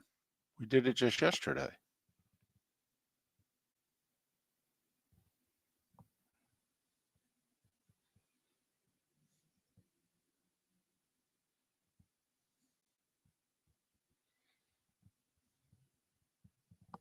Why would the Ducks be 10-2? And the Ducks could be 12-1 and be the 5 seed. DC, I think you got that wrong. I think Oregon would be 12-1. Yeah, they could be 11-2 or 12-1, but if they lose the Big Ten title game to Ohio State or Penn State, and they can't be a top 4 seed.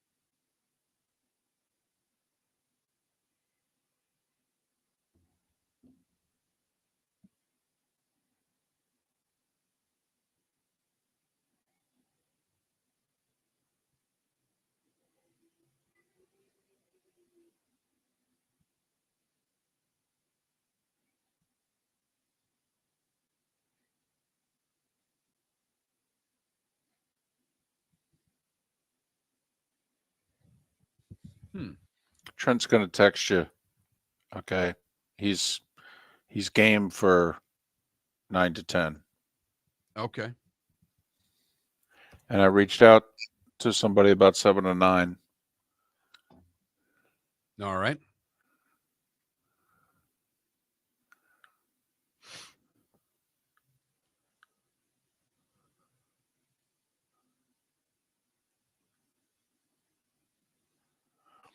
Yeah, Paula, it's gotten harder. Like doing the show and flying, not bad because I can keep the arm and shoulders stationary and protected and use the armrest. It's kind of a good height. I mean, it hurts, but it's not awful. The getting off the plane part, the 2 hours from getting off the plane and getting your luggage and that's not fun.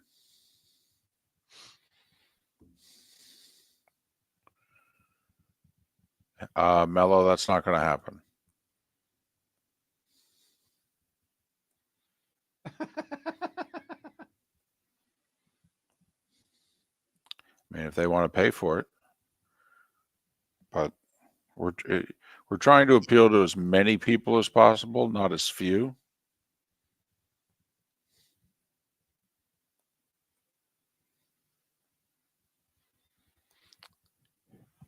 Well, if Peterson gets fired, don't you think they're going to bring in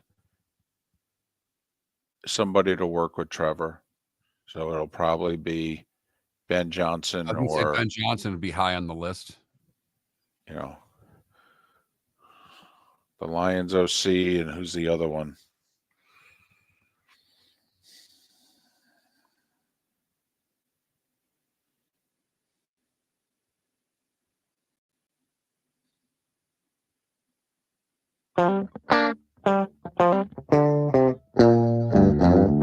You're listening to Miller and Moulton.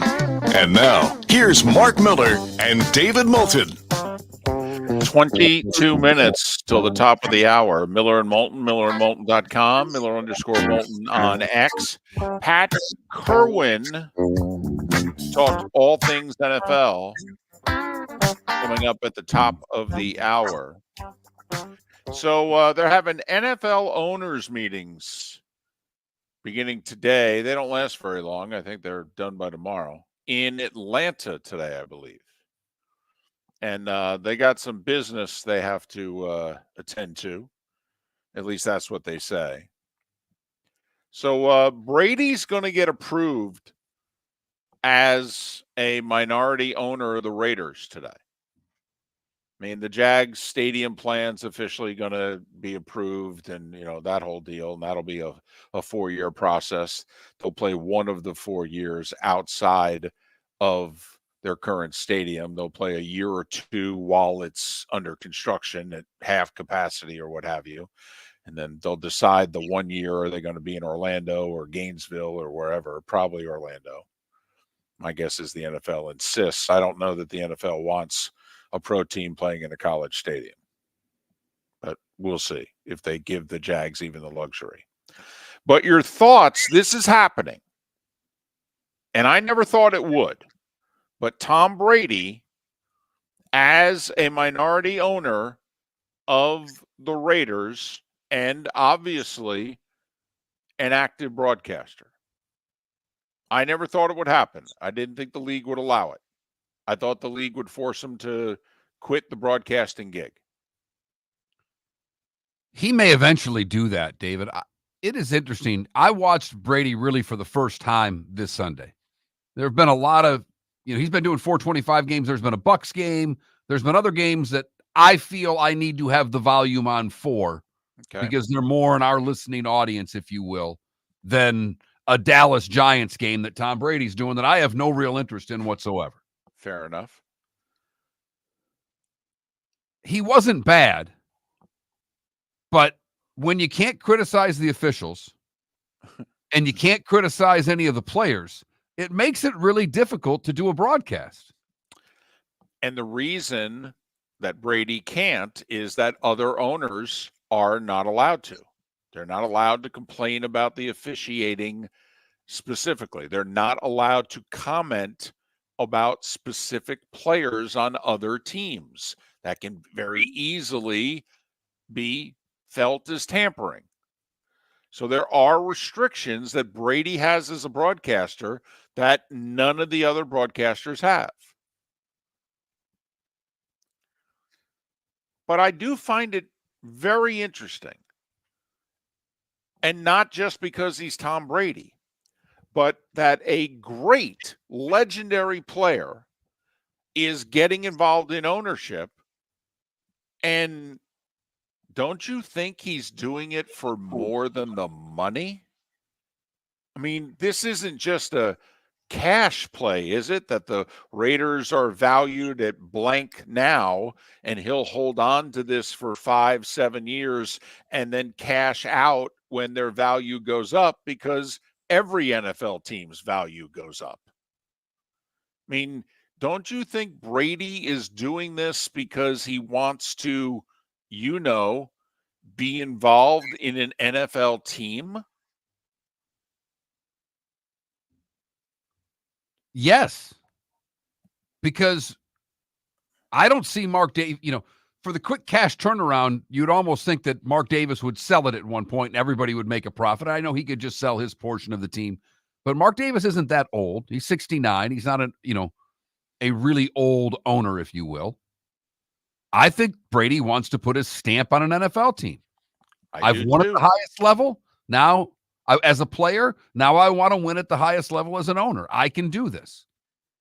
I mean, do you think that Tom Brady, because he's going to have to put up, I'm guessing we'll find out the particulars, but I'm guessing this is tens of millions he's going to have to shell out here. I mean, the NFL did hold off on approving this because the word was Mark Davis wanted to give him a discount, and the NFL said, yeah, Mark, we don't give discounts. Because then every other potential. Wait a minute. I got the Val Pack right here that says buy one Raiders franchise at 3%, get 3% free. Right. Uh-huh. My Val Pack coupon doesn't work for the Raiders? Son of a. So, quick math here. The Raiders go on the market. $4 billion? At least. And that's low. That's an NFL team in the bottom half, maybe even bottom third of value. So let's just say $4 billion. Okay. 1% of the Raiders then is $40 million. I know Tom made a lot of money. I get it. All right. But that's 40 million liquid. That's for 1%. And that's minimum. It could be 50 million. It's liquid, remember. You got to just be able to, here you go, transfer it, not tied up in investments, you think this is the only business venture Tom Brady has? Hell no. You don't think some of the stuff he's pumped money into, he's not losing money in? Of course he is. So, and do you think he's only buying 1%? I don't know how much more he can afford, and I'm not being a smart aleck either. I know. I mean, in theory, 2% would cost him 80 to 100 million. If you want 5% of the team, it's $200 million. Right. I mean, liquid, you got to have it. I mean, remember, he's getting $375 million from Fox. He's not getting it tomorrow. He's got to earn it over 10 years. He's got to put up the money right now. Now, you could argue that Fox is every year paying for 1% more of the Raiders. Basically, here you go. Thanks, Rupert. I'm just going to give it to Mark.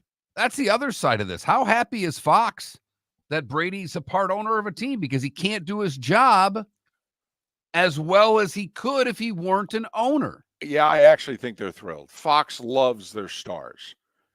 Fox is, take a look at their pregame show. It's all Hall of Famers. I think Fox absolutely loves this. I really do. I think they want Tom to be as big in the NFL as possible. You're right.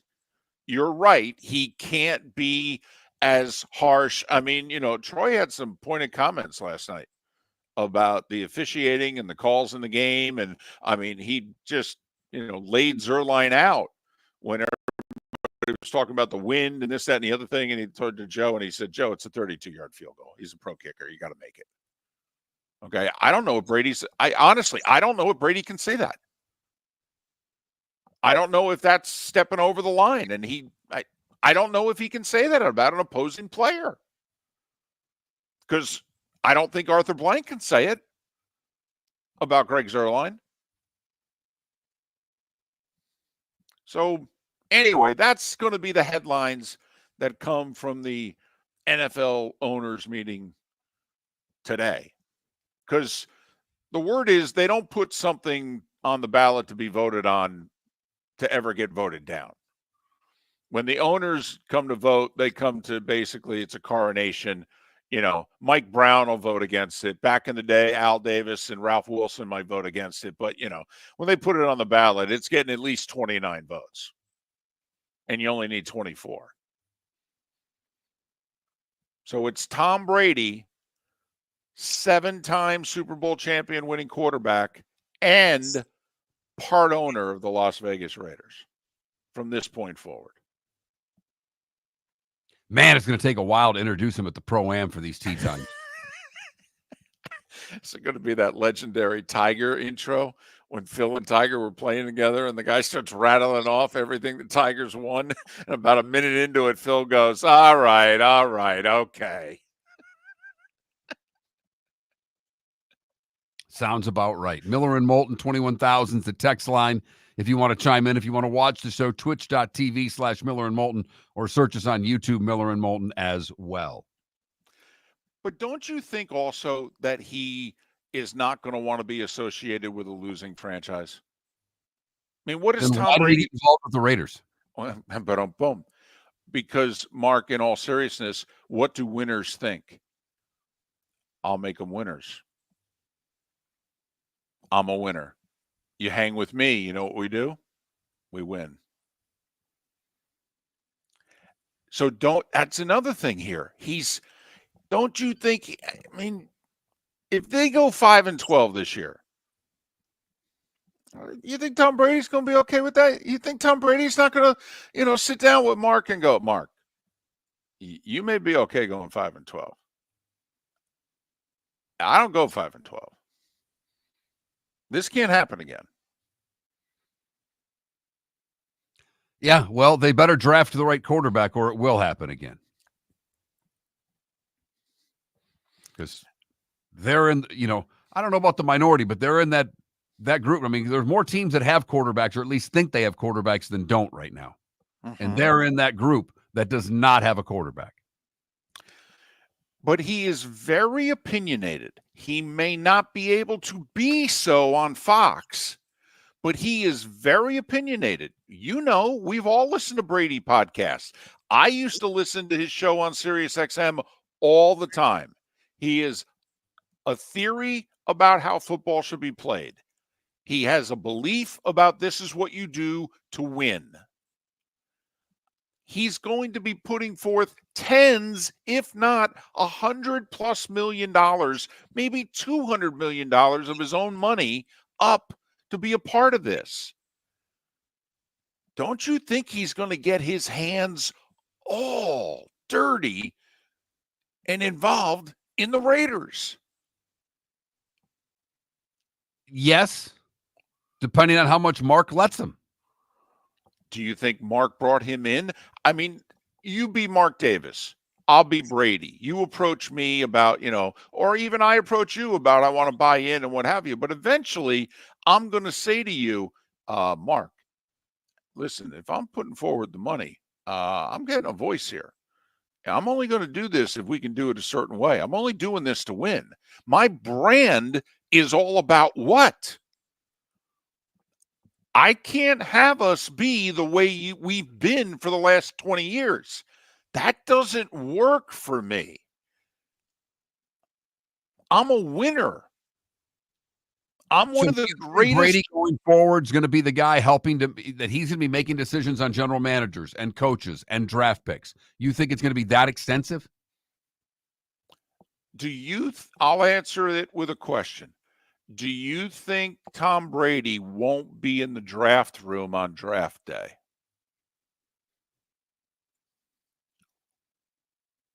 Interesting. I'm not sure. I think he'll be in the room. I don't think he's going to be involved in all the meetings in the offseason with the regional scouting people and this, that, and the other thing. I think come the draft, I think Brady's going to be in the room. Maybe for Thursday night. I don't know if he'll be there on Saturday. Maybe not Saturday, but I think he'll be there Thursday, Friday.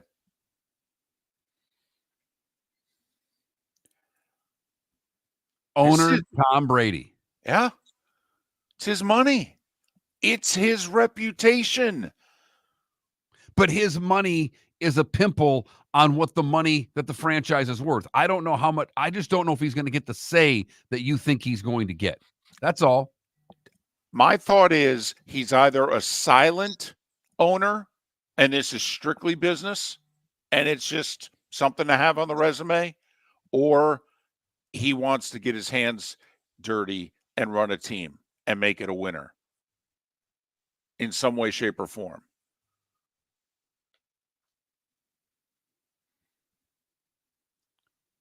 We shall see. It's going to be approved this morning in the NFL owners meetings that Brady likely to become a minority owner of the Las Vegas Raiders. Miller and Moulton. Pat Kirwan coming up top of the hour. John Sally to join us in the 9 o'clock hour, the Diamond District bonus hour. A reminder that if your commercial property was impacted by the devastation of Hurricanes Helene or Milton, 360 Fire and Flood is here to help. Whether you've been affected by wind, water, debris, or need temporary power, our dedicated team of restoration experts is standing by to help restore and rebuild your property and your community. Call our national emergency phone number at 833-360-3334. That's 833-360-3334. Or visit the website at 360fireflood.com and mention you heard us on the Miller and Moulton Show. Think about this before this decade is out. Tom Brady is involved in ownership of the Las Vegas Raiders. LeBron James is the owner of the expansion Las Vegas NBA team. Brady and LeBron as frontmen for NBA and NFL teams in Vegas. Is that enough star power for you? For even Vegas? Is that enough star power for Vegas? Pat Kirwan's next. American Paint Supplies, for nearly 30 years, is your one-stop shop for all your coating needs. If you are a designer, a contractor, a professional painter, or a weekend warrior, American Paint Supplies is the place where experts go to get expert solutions. At 6100 Shirley Street in Naples off of Pine Ridge, American Paint Supplies delivers the best solutions with the best products with the best support. Meet Gene and his team today at American Paint Supplies. Call 239-566-2700. That's 566-2700 or online at AmericanPaintSupplies.net. The Cape Coral Police Department is growing. They are currently looking for police officers and are offering a $10,000 signing bonus to newly hired officers. If you desire a career in law enforcement, or if you are already in law enforcement and thinking about making a move to a better agency, think Cape Coral Police Department. If you're looking for a police department that is committed to excellence, that invests in the highest level of training, state-of-the-art equipment, and some of the highest compensation in all of Southwest Florida, then the Cape Coral Police Department is for you. Visit CapeCops.com.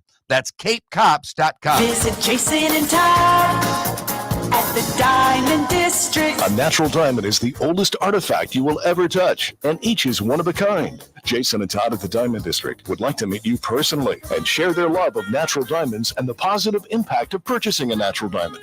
We promise that in our vault sits the largest selection of GIA-certified natural diamonds at the most competitive prices in the world. Jason and Todd look forward to shaking your hand and welcoming you to their Diamond District family. The world-famous cigar bar started as a neighborhood place in downtown Fort Myers, and now it's a brand, a destination, with 4 locations. The original place, Henry Street, Fort Myers, Gulf Coast Town Center, on Southeast 47th Terrace off the Cape Coral Parkway, and the Lounge on West 1st Street in Fort Myers. A place to go, whether you just need a relaxing drink and a smoke after a tough day at work, or a place to go celebrate. From relaxation to celebration, the world-famous cigar bar. Honey, you want to come out? I haven't seen you since Glass Doctor installed our custom shower enclosure. No thanks. Well, you can't keep eating breakfast in the shower, and laminating your magazines is getting expensive. You remember we have guests coming over tonight, right? Oh, I'm sure they'd love to see the shower. It's our neighbors, and I highly doubt they want to be hanging out in our bathroom. The shower's so good, you'll never want to leave. Visit glassdoctor.com today and schedule an appointment online. Is snoring bothering your spouse? Would you like to sleep in the same bed again? Do you know that snoring can affect your sleep cycle and cause lower testosterone levels? At Sleep Treatment Direct, we have easy solutions. We have a simple laser procedure that can improve snoring in 10 minutes. If you would like to get back in the same bed or are looking for a natural way to treat low testosterone, give us a call at 239-444-1741. That's 239-444-1741. Or go to sleeptreatmentdirect.com. That's sleeptreatmentdirect.com. Sleep Treatment Direct. Sleep safe and sound. This is Miller and Moulton.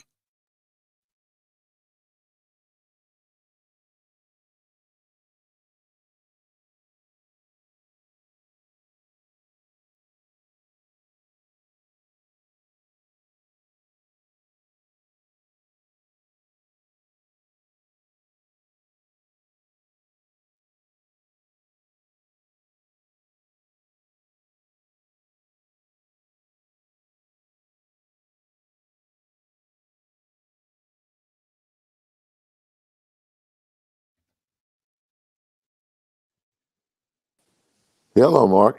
Good morning, Pat. How are you? Doing well.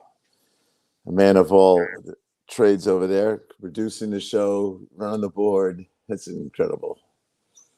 You can't find one guy at Florida Gulf Coast, some kid who wants to learn this stuff. What's that? Well, got to pay him. We're on a shoestring budget right now, Pat. Yep. You would think, though, some kid who's majoring in some form of media would do it as an internship. Be happy to be there.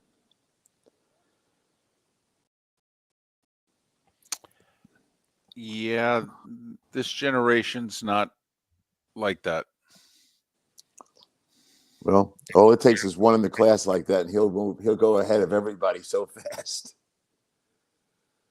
I tell my kids all the time, my grandkids especially now, if you're willing to get up at 6 a.m. and start your day, you will be ahead of 95% of Americans. Get up and get going.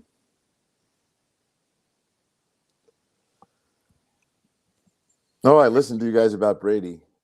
I have plenty to say about that. We'll probably start there.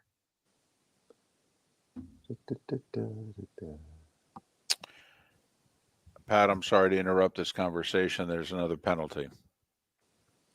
I know. Is the game over yet? No. The game was still going on when the show started, but I had to leave just to be part of the show. Yeah, I know. Oh, yeah.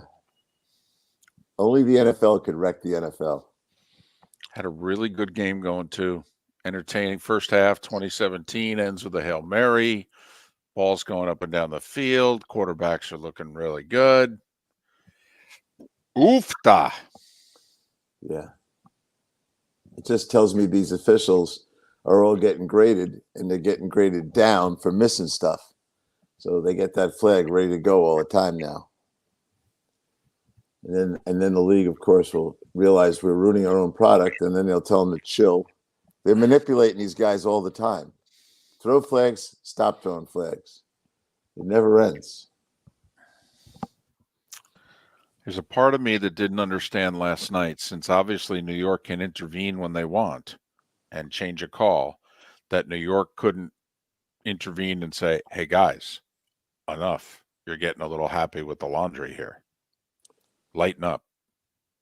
Yeah. Because by late third quarter, early fourth quarter, the league reads Twitter. I mean, I'm literally surprised they didn't call in and go, okay, boys, enough. Yeah, they should have. It's pretty sad. They got a rule book that's too big to enforce. And then they realize we have to enforce these things. And then people look and say, you didn't call. And if they call any more tackles lining up in the backfield, I'm just going to stop watching. And you can horse collar a quarterback legally and kill him. But if you graze his helmet with your index finger, it's a penalty. And if you sack a quarterback, it's roughing the passer. Body weight on top of the guy, that was bad.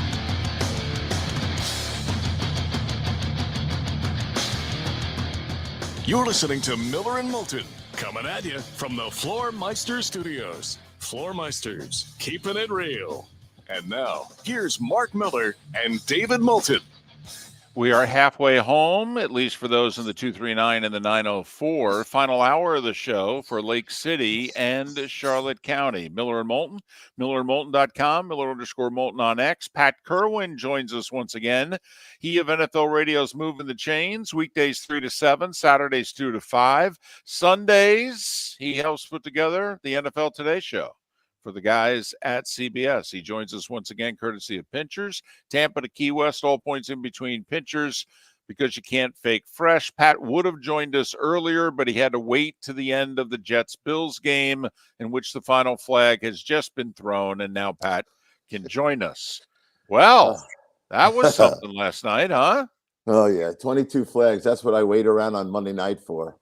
And I'm thinking, at least I can go to bed. You are still at the stadium. I told my wife, I said, David's still in that stadium watching all this disaster at the end. Here's what happens. So they start doing their games, and now they get graded, and they get graded down for missing calls.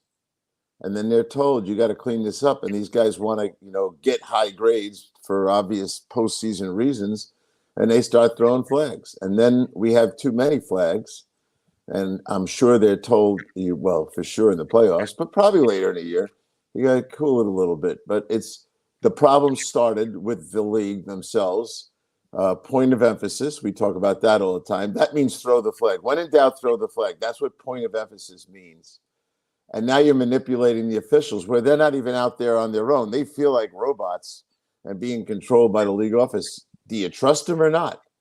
And I think there's so much pressure on these guys that they make games look like last night. 22 called penalties was ridiculous. But all of a sudden, David, you've been doing games forever. Mark and I will be watching. We'll be watching one of your games, and all of a sudden there'll be 8 penalties in the whole game. Same crew. All right, Pat. David has already given 3 divisions when they put the X next to you, saying you've clinched it. David has said that the Bills, the Texans, and the Chiefs have already all clinched their division, if you know what I mean. Do you agree with that statement? Yes, I do. I don't think it's even a bold statement. I just think that you look at the rest of the division, that's almost a clinching win for Buffalo. I think those are very reasonable statements. I would make them as well.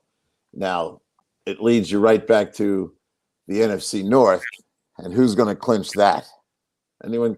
First off, I'll ask you a question, Mark. Will anyone in the NFC North go 4-2 in division play? Ooh. That's a great question. I would have said yes, Detroit will, but the Hutchinson thing makes me a little cautious because you can't take out the best pass rusher and expect to be able to dominate your division. So I think someone will. I don't know who it is, Pat. Yeah, me either. And I think, it's always when they're this tight and everyone looks pretty good, everyone wants to say 3-3, but I didn't even ask for 5-1 or 6-0. I just asked for 4-2, and I can't get a straight answer from anybody, including me. So I don't know. You got an opinion, David? Well, I would have to bet on the Lions. I think they're the best team in the division. If anybody's going to go 4-2, I'd put my money on the Lions. But what Mark brought up, Pat, is the Hutchinson injury. You know me, always wanting to make deals. I threw out there yesterday, I don't know what you guys discussed on your show. Hey, if you're the Lions and you're all in and you got a real chance to go to and win the Super Bowl, how aggressive are you here? Do you call the Jets and say, we'll give you the 3rd rounder you gave to the Eagles and we'll take Hassan Reddick off your hands, especially since now he hired Drew Rosenhaus and I can do deals with Drew Rosenhaus? Do you call the Raiders and say, I'll give you a 1st for Max Crosby, knowing full well that 1st is going to be pick 29 through 32? If you're Brad Holmes, you've had it great for 3 years. You've just been able to sit back and get all your draft picks correct. Now you've got a money decision. What do you do?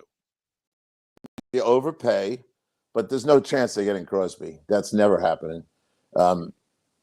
For a lot of reasons. And a lot of Lion dreamers call me saying, oh, we got to get Crosby. I just start laughing at them. That's not happening.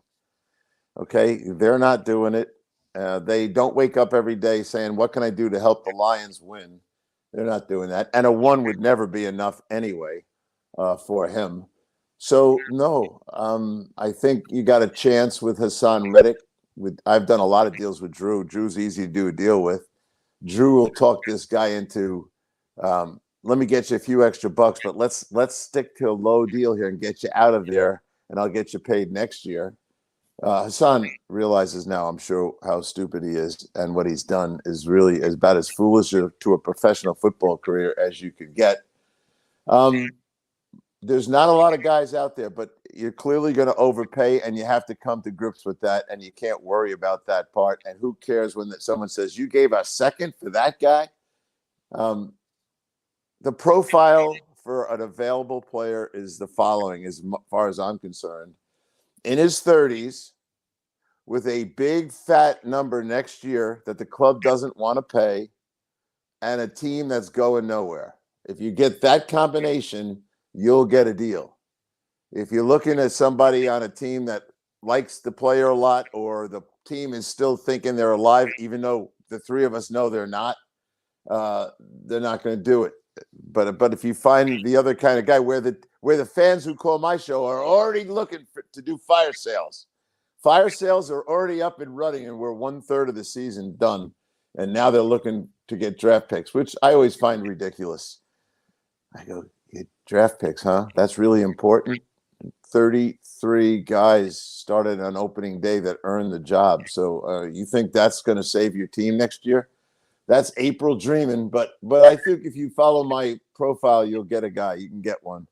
And I tried to explain this Lion yesterday. I said, you're never going to find anyone as good as Hutchinson. So stop thinking we're replacing Hutchinson. You're just putting a Band-Aid on a bleed.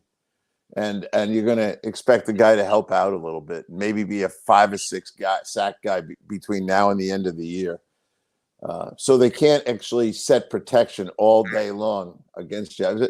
And, the other side of that line of theirs has nobody that scares anyone. So right now, when you play Detroit, you can run any protection you want. And that's a problem for the defense, because when you can run any protection you want because they can't predict it's going to Hutch, guess what? Now the defense can set all their pressure calls knowing, hey, we'll do what we want on this side, and the other guys are just guessing. I remember we had a no dominant pass rusher, and I was walking off the field playing the Rams, and I walked there. I said, hey, be honest with me. What do you think of our defense? And he said, you don't have anyone we're afraid of, so we just do whatever we want with protections. And that's going to be your problem the rest of the year. So I get it. But I said yesterday on the air, stop thinking, Detroit, you're getting someone. Your head coach has got to address this team with, don't count on anybody coming. The cavalry's not coming to save us. We have to win with what we've got. And we have an offense that's good enough to outscore guys. So that's our formula. What type of disrespect did the Lions give the Cowboys when you start running tackle eligibles, flea flickers to tackles? I mean, they emptied the playbook as if to just say, Dallas, you're beneath us. I don't recall ever seeing an NFL team do that to another NFL team, Pat. No, Jim Miller called it Harlem Globetrotter football. He goes, they're just having a lot of fun out there. And so part of it's the history of their rivalry with those guys and some of the things that have happened, but also they had a bye week. And a lot of times a coach like Dan, who's a former player, he's just trying to keep their attention and not have them drift off into recreational mindsets like, let's go to the Bahamas for 2 days, that kind of stuff. So I think when you start putting that stuff in and you're having fun with it at practice, it helps you keep the focus. And then as Dan, and he would say it, we're going to use this stuff against Dallas. Then I think the guys are excited and they play loose. So I thought it was a pretty brilliant idea. When you're managing a bad team, you practice tackling. When you're managing a good team, you have some fun. The Bucs scored 51. The Lions scored 47. The Texans scored 41. Whole Packers 34. Bears 35. Falcons 38. You know what I'm getting at? Remember the first couple weeks? We couldn't get any touchdowns, nothing but field goals, bet the under. Boy, a month later, we're putting points on the board. Yeah, and remember on Friday with you guys, I don't think we had a single. Mark will know the answer to this. I do not believe we had a single game with a 50-point over/under. Not one. And the week before we had 2 or 3, but we had none. And then all of a sudden you have this point explosion, and you have all these teams, destroying a 50-point barrier in the over/under number. It's interesting. We didn't last week. We had nine quarterbacks throw over 300 yards this week. This past week, I think it was 4 or 5. And so it's just fun to see the trends back and forth in football. To me, we'll study it. The 4 of us and 3 of us will look, and Jim and I are looking at it as well. But last week we had all those home dogs that David couldn't remember 9 home dogs before on a card. This week we had 4, but now this week we have 3 division games. It goes back and forth. I will say that the 25 interceptions this past week at 1:00 games. Mark, I know you were watching them. There were interceptions all over the place. Yes, there were. And that wasn't really the way things were hopping in the weeks before it, but they started picking off passes like crazy. So paying attention to maybe they're all running the same routes every week. Maybe the same route packages are coming up and they're playing to the routes, but too many guys were jumping passes. Pat, how hard is it for Kevin Stefanski to get in front of the microphone and essentially have to say Deshaun Watson gives us our best chance to win when none of us believe that he really thinks that? Very hard.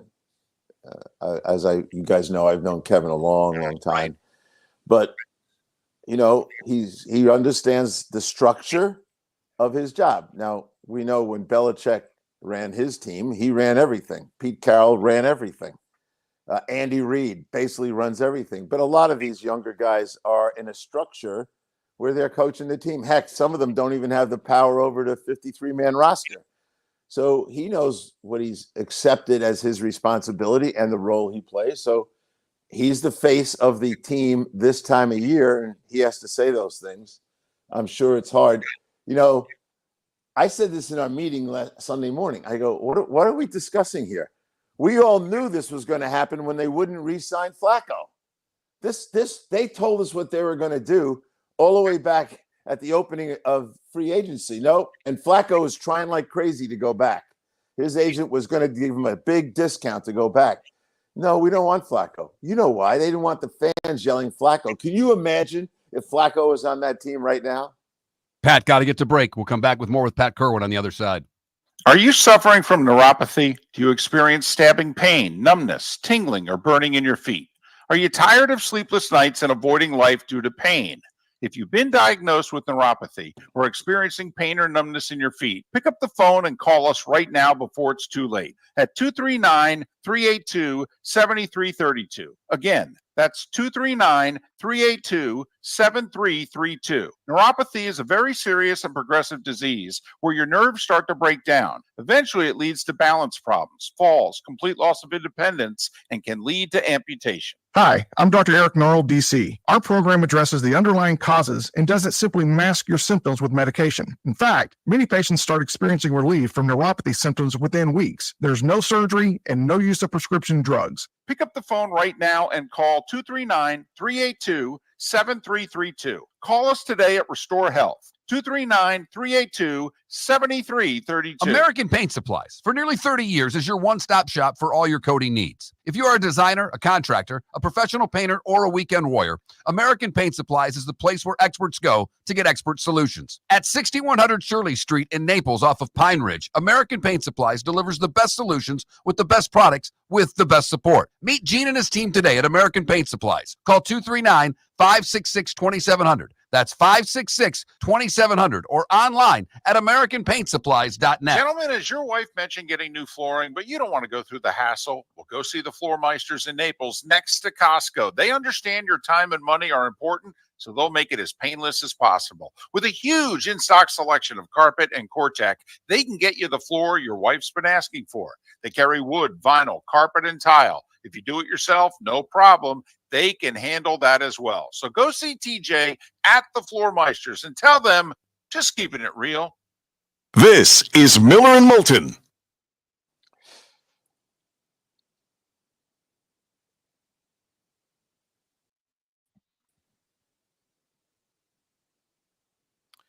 And Pat, if you Yes, take sir. the Bears win in London off the table, not count that as a home win. Home teams went 3-10 this week. Yeah, I know you've been on that trend for 2 or 3 years now. Home field is dead. Yeah, there was one good week like 2-3 weeks ago where home teams had a really good week. But if you add it up for the year, and that's every game that's been played outside the States, the quote home team has won. So if you're counting the overseas games and the Brazil game as home team wins, I still think we're right around 500. Yeah, I agree. And it's the age-old question of why. What happened to home field? And it's impossible to, in my mind, to have a clear answer. You can have speculation and some theories, but I brought it up to see, like Cowher in Pittsburgh, he always felt he had one. Pete Carroll, when he was at the Jets, he just was like obsessed with there's no home field advantage here. And, this is going to be we tried like crazy to create it and happen. It really was mediocre up in New England when he was there. But when he got to Seattle, that was his first project, develop home field. And it really paid dividends for him up there. But a lot of these guys, I don't know if they even pay attention to it. They just kind of play at home and then wonder why there's not a compelling advantage. At the risk of having Cowher punch me in the mouth, I would look at him and say, Bill, you haven't coached in a generation, though. Like when he coached, it was still 3 points home field advantage. And I just wonder if now, 18 years after he coached his last game, if he still thinks there's home field advantage. Well, in his mind, they still have tradition there. They're waving those crazy yellow towels.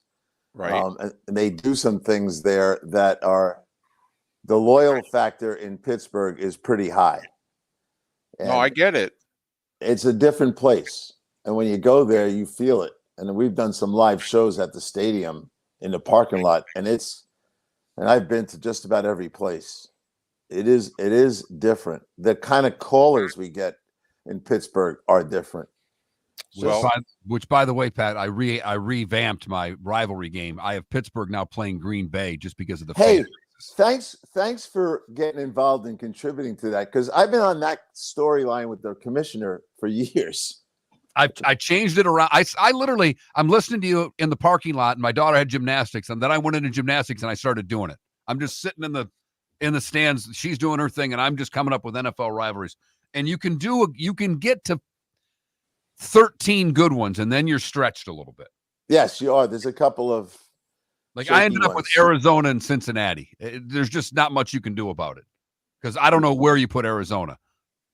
Yeah, and I think both of us were trying to use the same rules, like AFC versus NFC, not just the rivalry, but it's got to over in the conference. It's got to be AFC NFC. I totally agree with you. By the way, Mark, this is a stretch. That's your spring training thing because all the Ohio teams now do spring training in Arizona. So there's your connection. Yeah. Oh, there you go. We surveyed the number of Ohio retirees in Phoenix. Yep. The Reds for the longest time. Yep, the Reds for the longest time were in Sarasota, but now both the Reds and Yep, there you go. And Mark, I'm pretty sure you could keep a straight face for 30 seconds to put that commercial out. Coming up, the rivalry we've been waiting for.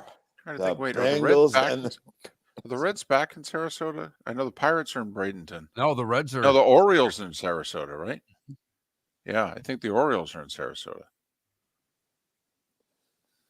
Well, but anyway, it would be a nice 17th game, and I think Giant fans would love it every year, and so many natural ones. It wasn't even that hard. But I'm sitting there, we were talking about it. Next thing I get is a text message from Mark with the whole schedule. I'm like, yeah, that's what I'm talking about.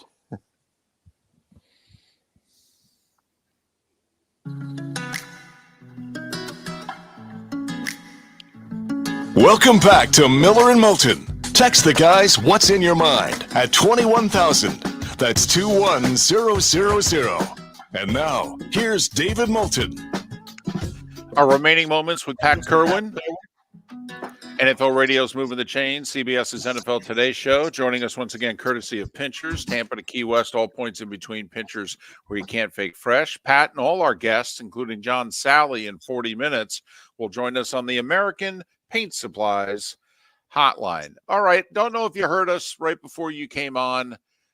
Brady's going to be approved as a minority owner of the Raiders today. Do you think he's going to be an active minority owner, or do you think this is merely business? I think he's going to be active. Now, the business part, we all know the growth rate of NFL anything, and it might help him with his Bitcoin investments back in a year. But I do think he'll be involved. I think this is what he knows best. And this is what his passion was. So what I have not read, you might have, David, but I have not read any restrictions on what he can do in Vegas. I keep hearing his restrictions as a broadcaster, which I get, and I'm all for it. And I know it's going to be hard. Like, he could not have been able to do the game with 22 penalties last night. But on the other side, could he land up being the president of the Raiders? Because Mark is going to surrender to him football opinion. He's going to have, Tom, what do you think we should do? Mark doesn't know enough football, and that's why he's got him. He's going to have Seymour and him around there. And I think it could land in Tom landing up being the president of the club in about 5 years. Fascinating. I am so intrigued by this story on all fronts because the announcing part of it, he can't be a good announcer when you can't be critical of players or referees, but it doesn't mean he can't be a good owner. Right. And I think that because of the nature of who Mark is, Mark needs Tom on the football side of it. And Tom, I guarantee, without even asking him, is already thinking and evaluating the coach, the front office, their draft strategy, the roster, and he's going to get involved. He won't be able to help himself. That's what he knows how to do. Pat, I made the observation that I believe Brady will be in the draft room Thursday and Friday of the next draft. Do you think Tom Brady will be in the room? Absolutely. And I know you think he won't be there Saturday, but I bet you he's there Saturday as well.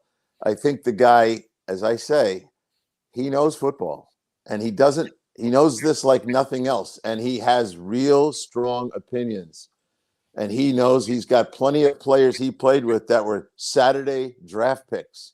He is not now. He's going to have to. He was a Saturday draft pick. Thank you. And he is going to not study it, but he saw what happened with Elway, and he sees Dan, and he knows those guys never got a piece of the organization really, and they're gone. He's going to get the piece of the organization first, and then he's going to have the corner office. All right, back to on the field. Got a texter that sent in a question to ask you about the Bears and your thoughts, not only your thoughts, but your co-host Jim Miller's thoughts on the Bears' recent success. The quarterback's getting better in chunks.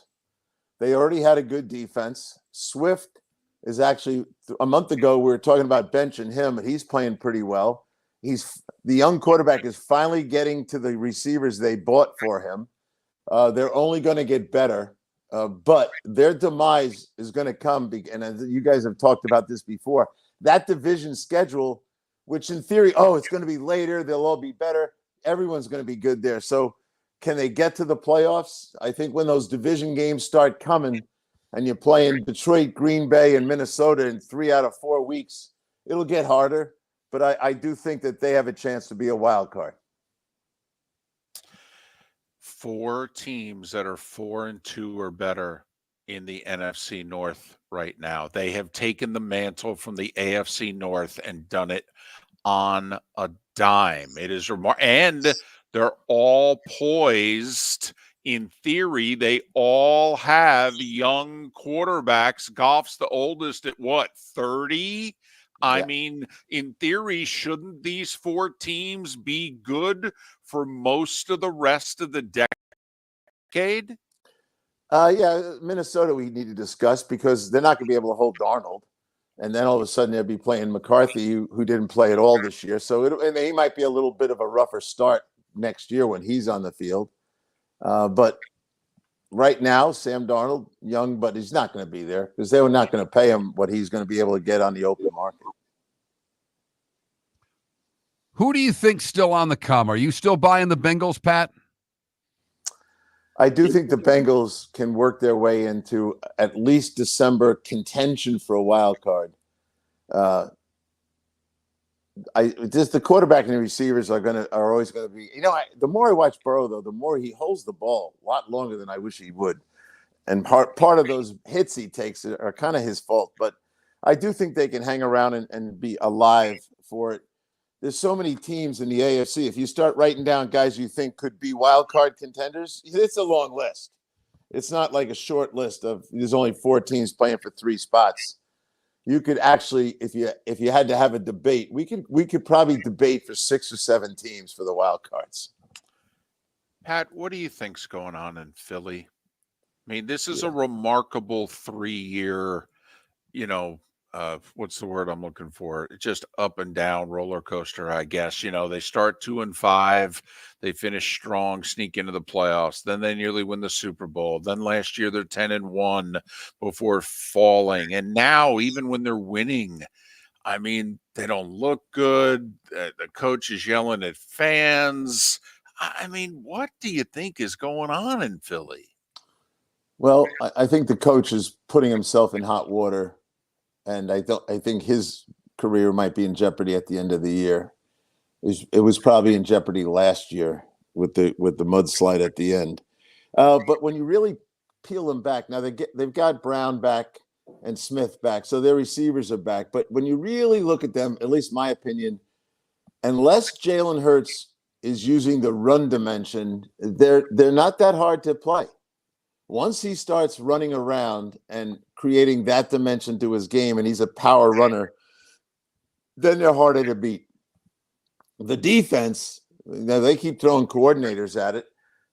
They've got injuries on defense, but they also got those two big tackles that John Gruden said on my show, they're out of shape. And we talked about this last week on Friday. The two guys were at the end of 5 weeks had one sack between them.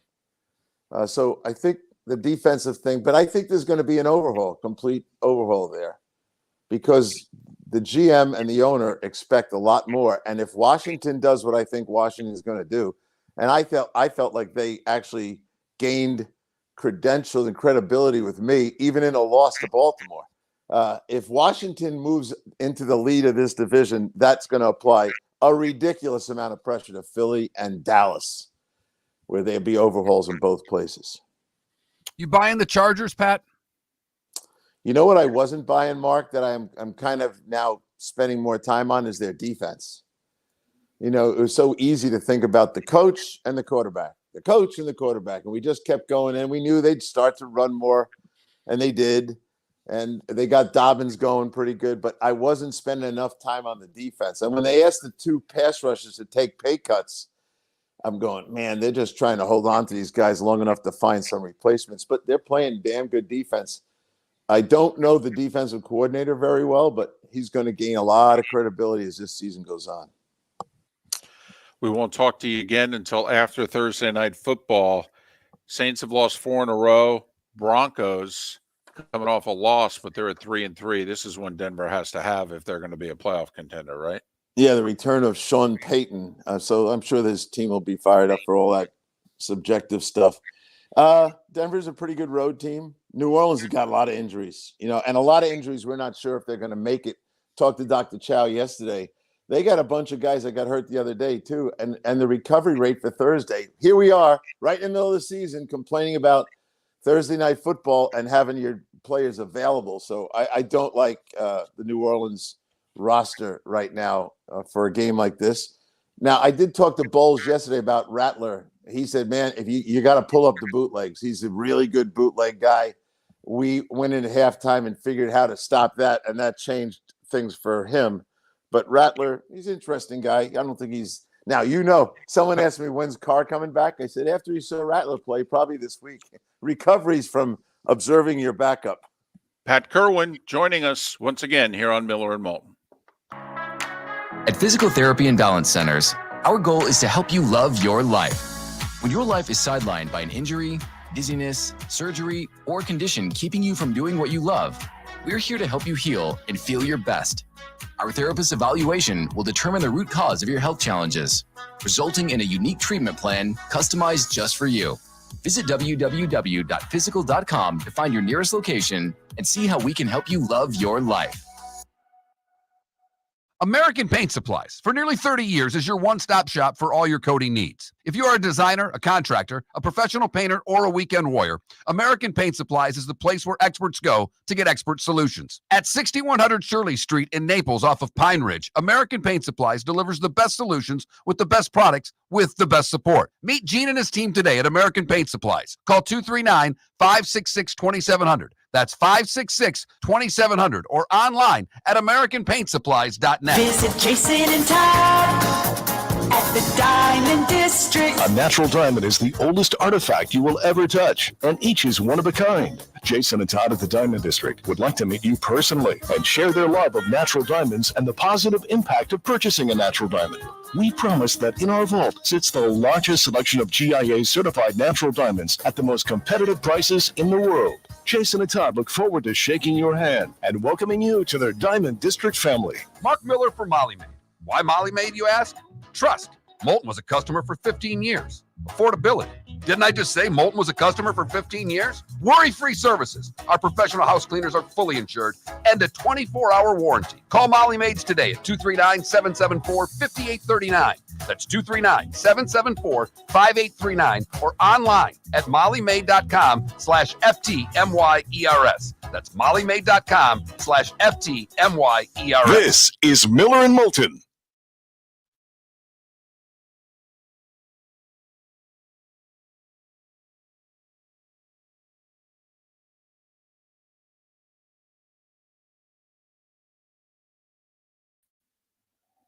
I'm David Moulton. Mark Miller is from Michigan.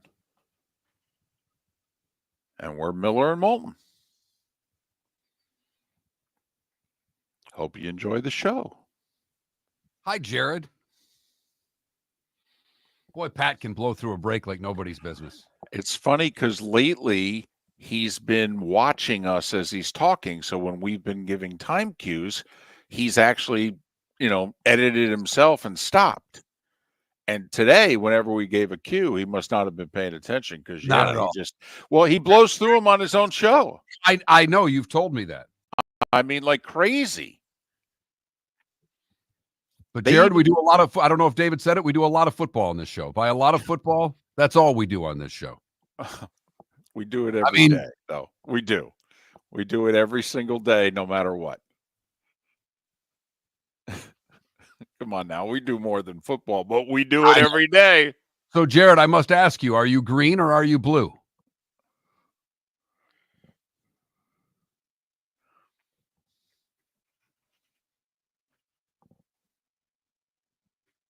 Or did you already bail on us? There's no wrong answer also. Oh, there's a wrong answer.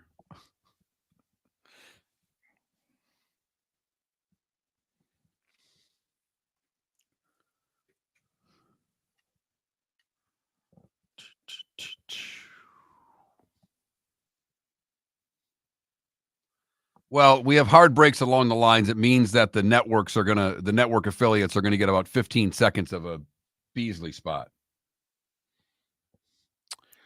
Yes, JDR, we talked about how Dan Lanning acknowledged, did it on purpose.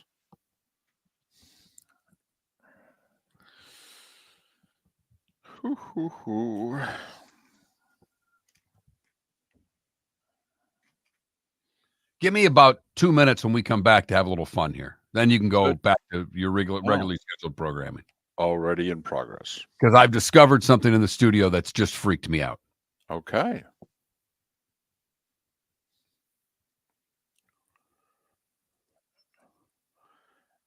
Irish football, I don't think Brian Greasy's going to get much credit for Brock Purdy. Shanahan seems to get all the credit of everything going on in San Francisco. And I think it would be difficult for Brian Greasy to leapfrog Ben Johnson. God, who's the other hot? Joe Brady of the Bills.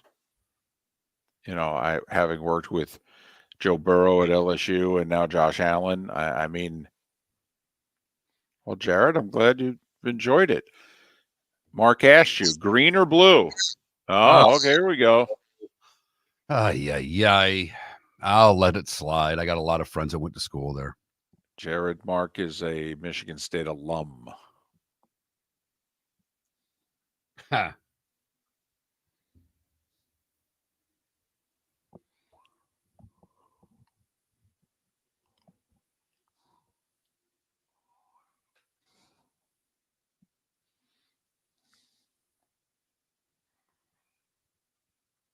Adam, I'll tell you what, Pete Prisco lit Trent Baalke on fire yesterday.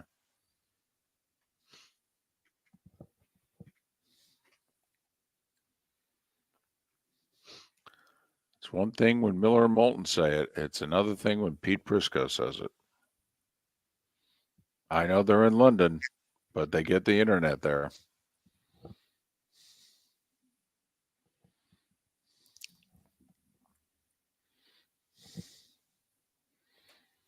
JP sent me a text from his hotel room as to how big his TV was in like the first quarter last night. He goes, I don't know how much I'll make it past halftime because obviously a 5-hour difference. You know, halftime's like 2:45 in the morning there. He goes, but I'm watching.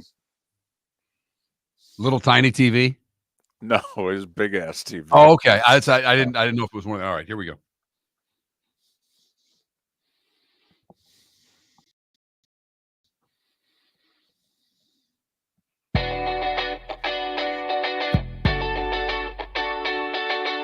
You're listening to Miller and Moulton. And now, here's Mark Miller and David Moulton. 22 minutes till the top of the hour. John Sally will join us. He's executive producer of a movie. It's about not sports. It's about Bitcoin. We'll talk to him about it and then talk a little hoop with John Sally, 3-time NBA champion. Coming up, or 3 different teams he won championships with. Coming up at the top of the hour here on Miller and Moulton. David, I've brought this up before, and we're very happy with our home in Southwest Florida where I do the show from. Things have been working out very well. But this happens to be a very dirty studio. There's just no two ways to describe it. No. It's not cleaned often. There's a lot of dust. There's a lot of dirt. There's a lot of grime. Yes. Uh-huh. And I'm okay with all of that. It really doesn't bother me. All right. But I discovered something because when I load the podcast, I have to put in spots for the podcast company we use to fill in breaks.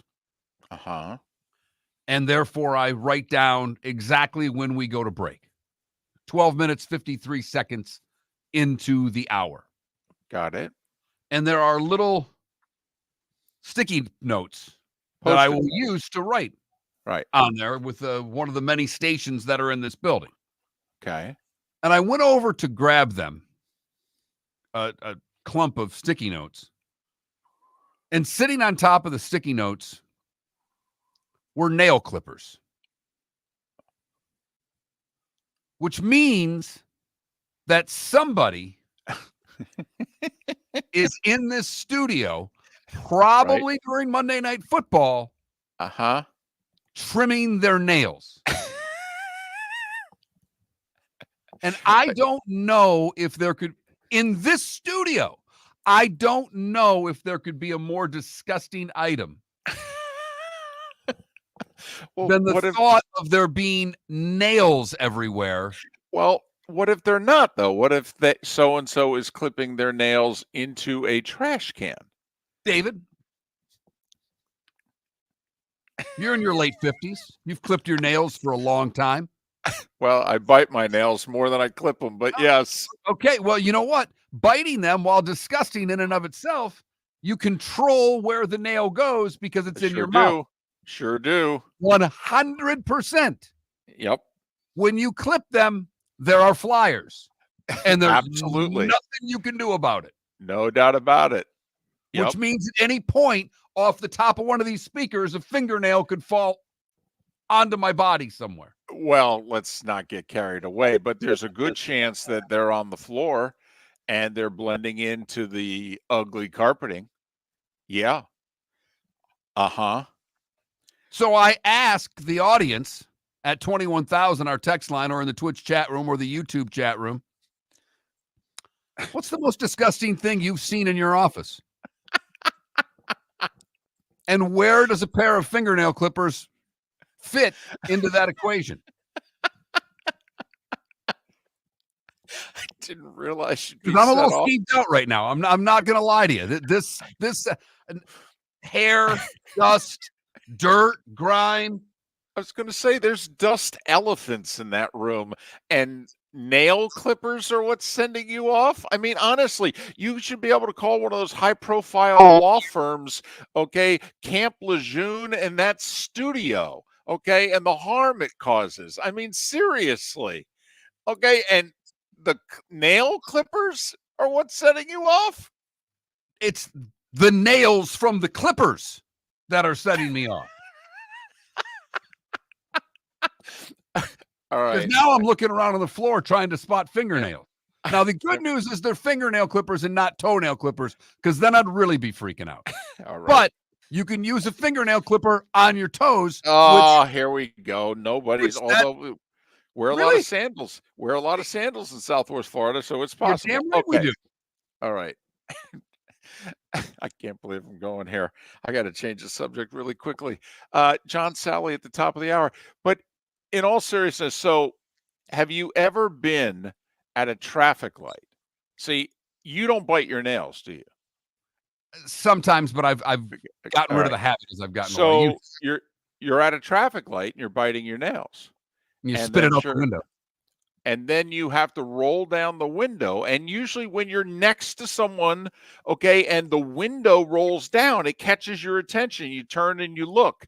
And so I love when I am bringing the window down, okay, and I am flicking a nail in the direction of the car next to me, and they are looking right at me. He thinks you're flicking a booger at him. He probably does. I had to go Dr. Johnny Fever there. I know I can say it. He did. So if I want to freak you out, I need to bring Start nail cutting your clippers? nails in the studio. Start cutting your nails in the studio. I'll be in the fetal position inside of 5 seconds. Can't wait till the next time I come down and do a show with you in the studio. I'm literally going to walk up to the glass and flick my nail at you. Okay, just to see you freak out. My A couple goodness. of texters wanting to know if it's a fingernail or a toenail. It's fingernail clippers. I have not spotted any nails yet, and I'm afraid to look at the floor. Someone also says a used Band-Aid always gets me. Me too. More disgusting than a nail is a used Band-Aid. I'm right there with you. So that's where I'm at right now. I was doing just fine. Show was going along swimmingly, even though Pat blew through both breaks during that He did. hour. He did. He's got seniority. He can. Sorry do that. along the network if you caught a little bit of the commercials on the back end. Yeah. I don't know what to tell you. Put the cues up for Pat. He just blew right through them. Yep. All right. It's like he thinks he's doing his own show on Sirius, where can just blow right through it. Miller and Moulton. Oh boy. So both New York baseball teams won yesterday. National League Series tied at a game apiece. Yankees up 1-0 on the Guardians. Nobody thinks the Guardians can beat the Yankees. A-Rod, for what it's worth, came out and said Yankees have an easy road to the World Series. I have to admit, Royals Guardians, we've seen harder. And pretty good. Once the Tigers took down the Astros, that was the team the Yankees had to get rid of. Right? And they needed someone else to do it because they can't. Yankees can beat the AL Central. They have a good record against the AL Central in recent years. It's everybody else who's knocked them out of the playoffs. Week 6 in the books in the NFL. By the way, I know the Dolphins didn't play this past week. It is remarkable to just look at the standings and little things jump out at you. The Dolphins are averaging 12 points a game. 12 points a game. They're averaging 12 points a game. Now, the Browns have the worst stat, I could argue, in the league. They are the only team in the league yet to score 20 points in a game. But they're the only team. But the Deshaun Dolphins, Watson gives them the best chance to win. Yes, he does. Yes, he does. I'm being very serious. This isn't a shtick. And Mark, I think you will back me up on this. And I think a good chunk of our audience that's been with us for a long time knows that I would do this. If I was Stefanski, I would have walked into the room and said, either fire me now or I'm starting Jameis. And I'd have no problem losing my job if I'm Stefanski. I'm a 2-time coach of the year. And I want everybody to know I got fired because I wanted to bench Deshaun Watson. Hey, you're damn right. That's why I got fired. David, you'd be out of work for seconds. Well, that's just it. I'd get paid for the rest of the year, and I'd get a job in the offseason. Okay? Honestly, if I'm Stefanski, because if I can't move on from him now, when am I going to be? So I have to spend the next 2.5 years playing him? Now, I've already determined he can't play. I'm wasting my time. No. Fire me, or I'm playing Jameis this week. And we can put him back, but for a week, he needs to sit. No. We need to do something different. I'm about to lose the room. You're about to lose the room. He's got to sit. Now, there's a lot more problems than Deshaun Watson. They've had injuries. Everybody has injuries. But also, I think the Browns lead the league in drops. Just like everybody dogging on Trevor Lawrence. And he deserves some criticism. He also had 4 touchdowns dropped against the Bears. 4. How different is that game if the professional receivers catch the ball? But I'm not kidding. And Mark, you know me. I've quit before. I've gone into rooms and said things and gotten fired for it before. For far less than this. You're darn right. If I'm Stefanski, I say whatever I got to say in the room after the game. I am in the GM's office Sunday night yesterday saying, fire me now, or I'm starting Jameis. You got to go one past the GM's office, though, and you know that. That's fine. It's going right to the owner and saying, well, and he may say, I'm not making that call. And I go, so I'm just so you know that I'm going down the hall. I'll even get in the car and show up at his front door. I wanted you to know I'm not going over your head. I went to you. You're saying it's not your decision. Then I'm going to whose decision it is. Fire me now. And I have no problems getting fired. I am not doing this anymore. I can't live with myself. I can't look at the guys. Okay. I want everyone to know I got fired because I wanted to bench Deshaun. And you guys said, oh, no, you're not. Good. Fire me. Because they've played hard for this guy. He's never lost the room. It's the one thing Stefanski's never lost in his time coaching there is the room. And you're right. If he hasn't lost it already, it's close. And if they're not going to quit on him, they're going to quit on the organization here soon. They just are, because they're not going to believe they can win. Remember, they didn't win last year because of Deshaun. He played 6 games. They won last year because they played 4 of the quarterbacks, including the old guy sitting on his couch.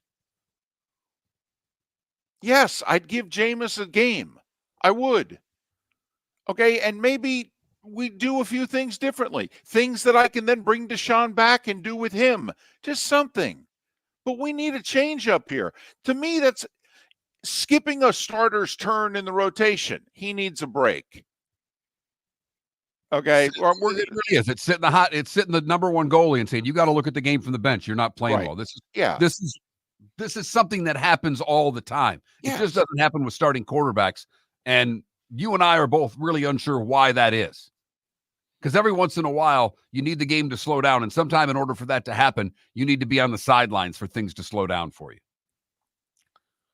So I have no problem if I'm Kevin Stefanski getting fired over this. None. And I understand there's only 32 of these jobs. And I understand that certain owners and GMs may think I'm untouchable because I don't want him storming into my office ever about something saying, it's this way or the highway. I get it. But I'm a 2-time coach of the year. I'm going to get a gig. Okay. I want a playoff game in Cleveland. I feel pretty good I can get a gig.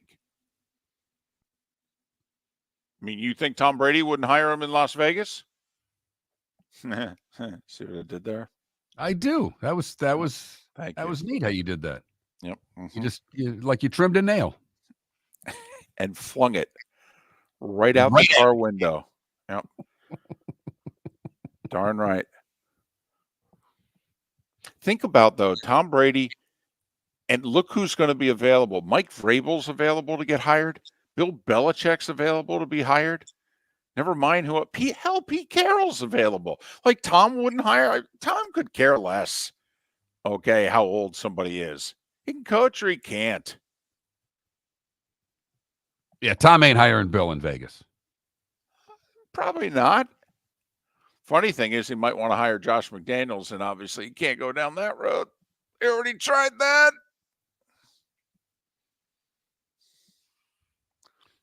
Miller and Moulton. John Sally coming up top of the hour. In case you missed any of the show, you can download it at millerandmoulton.com or anywhere that you get your podcast downloaded. If your commercial property was impacted by the devastation of Hurricanes Helene or Milton, 360 Fire and Flood is here to help. Whether you've been affected by wind, water, debris, or need temporary power, our dedicated team of restorations experts is standing by to help restore and rebuild your property and your community. Call our national emergency phone number at 833-360-3334. That's 833-360-3334, or visit our website at 360fireflood.com and mention you heard us on Miller and Moulton. I do think the used Band-Aids top the fingernail for me. The more I think about it, those are the two skeevy things in my list. I'm guessing that of all the things we talked about this morning, and it generated however many texts, you bringing up the nail clippings has probably broken our text line. John Sally next. The Cape Coral Police Department is growing. They are currently looking for police officers and are offering a $10,000 signing bonus to newly hired officers. If you desire a career in law enforcement, or if you are already in law enforcement and thinking about making a move to a better agency, think Cape Coral Police Department. If you're looking for a police department that is committed to excellence, that invests in the highest level of training, state-of-the-art equipment, and some of the highest compensation in all of Southwest Florida, then the Cape Coral Police Department is for you. Visit capecops.com. That's capecops.com. Gentlemen, as your wife mentioned getting new flooring, but you don't want to go through the hassle, well, go see the Floor Meisters in Naples next to Costco. They understand your time and money are important, so they'll make it as painless as possible. With a huge in-stock selection of carpet and Cortec, they can get you the floor your wife's been asking for. They carry wood, vinyl, carpet, and tile. If you do it yourself, no problem. They can handle that as well. So go see TJ at the Floor Meisters and tell them, just keeping it real. Is snoring bothering your spouse? Would you like to sleep in the same bed again? Do you know that snoring can affect your sleep cycle and cause lower testosterone levels? At Sleep Treatment Direct, we have easy solutions. We have a simple laser procedure that can improve snoring in 10 minutes. If you would like to get back in the same bed or are looking for a natural way to treat low testosterone, give us a call at 239-444-1741. That's 239-444-1741. Or go to sleeptreatmentdirect.com. That's sleeptreatmentdirect.com. Sleep Treatment Direct. Sleep safe and sound. Mark Miller for Molly Maid. Why Molly Maid, you ask? Trust. Moulton was a customer for 15 years. Affordability. Didn't I just say Moulton was a customer for 15 years? Worry-free services. Our professional house cleaners are fully insured and a 24-hour warranty. Call Molly Maids today at 239-774-5839. That's 239-774-5839 or online at mollymaid.com/FTMYERS. That's mollymaid.com/FTMYERS. Wine glasses never fall over until you get a brand new rug. Oh, no! Ketchup bottles act normal till you're wearing a new shirt. Oh, you kidding me? And rocks slide peacefully on the road till the day you get a brand new windshield. Then they fly up off the road and attack without mercy. That's why new windshields from Glass Doctor come with our windshield protection plan. Unlimited repairs and one replacement for 12 months. Don't just fix it, protect it. Glass Doctor. A neighborly company. The world-famous cigar bar started as a neighborhood place in downtown Fort Myers, and now it's a brand, a destination, with 4 locations. The original place, Henry Street, Fort Myers, Gulf Coast Town Center, on Southeast 47th Terrace off the Cape Coral Parkway, and the Lounge on West 1st Street in Fort Myers. A place to go, whether you just need a relaxing drink and a smoke after a tough day at work, or a place to go celebrate. From relaxation to celebration, the world-famous cigar bar. This is Miller and Moulton.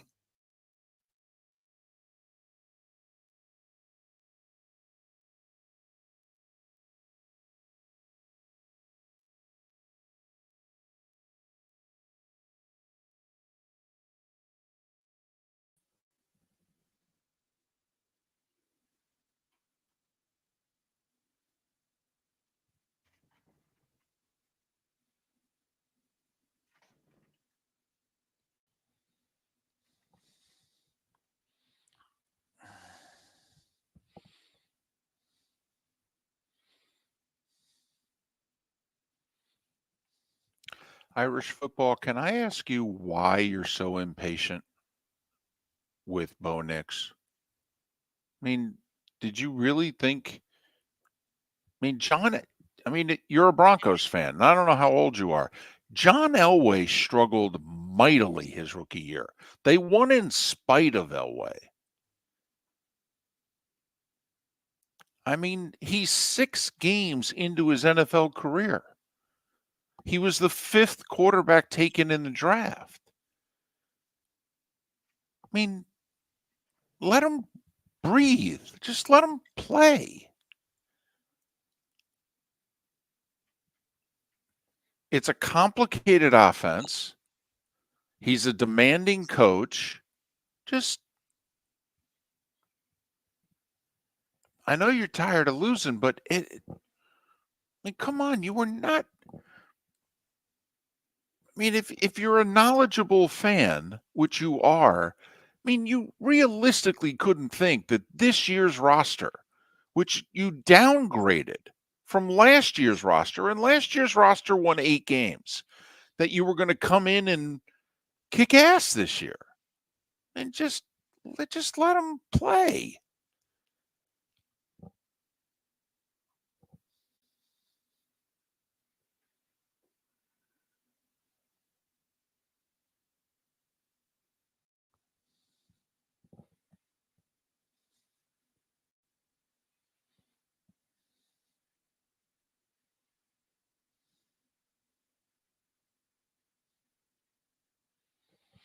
No, we know that you're a fan of his and what have you, but you made the comment that, well, our quarterback play is not any better this year than last year.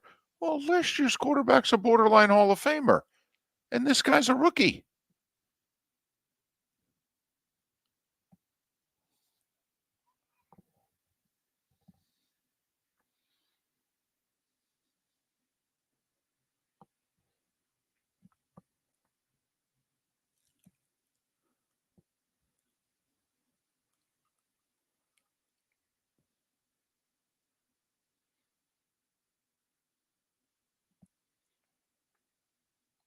No, Amby, and I get that. I get you guys are worn out, but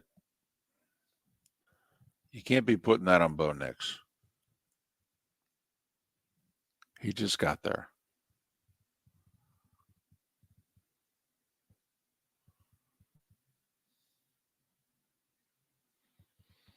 Don't remind me, Baxberg.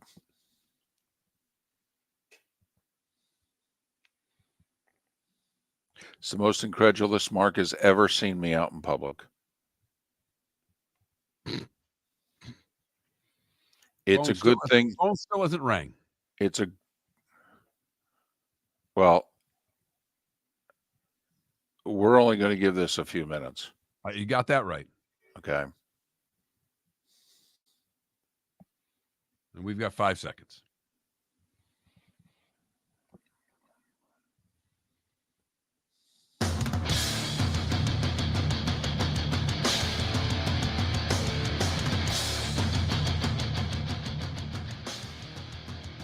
You're listening to Miller and Moulton, coming at you from the Floor Meister Studios. Floor Meisters, keeping it real.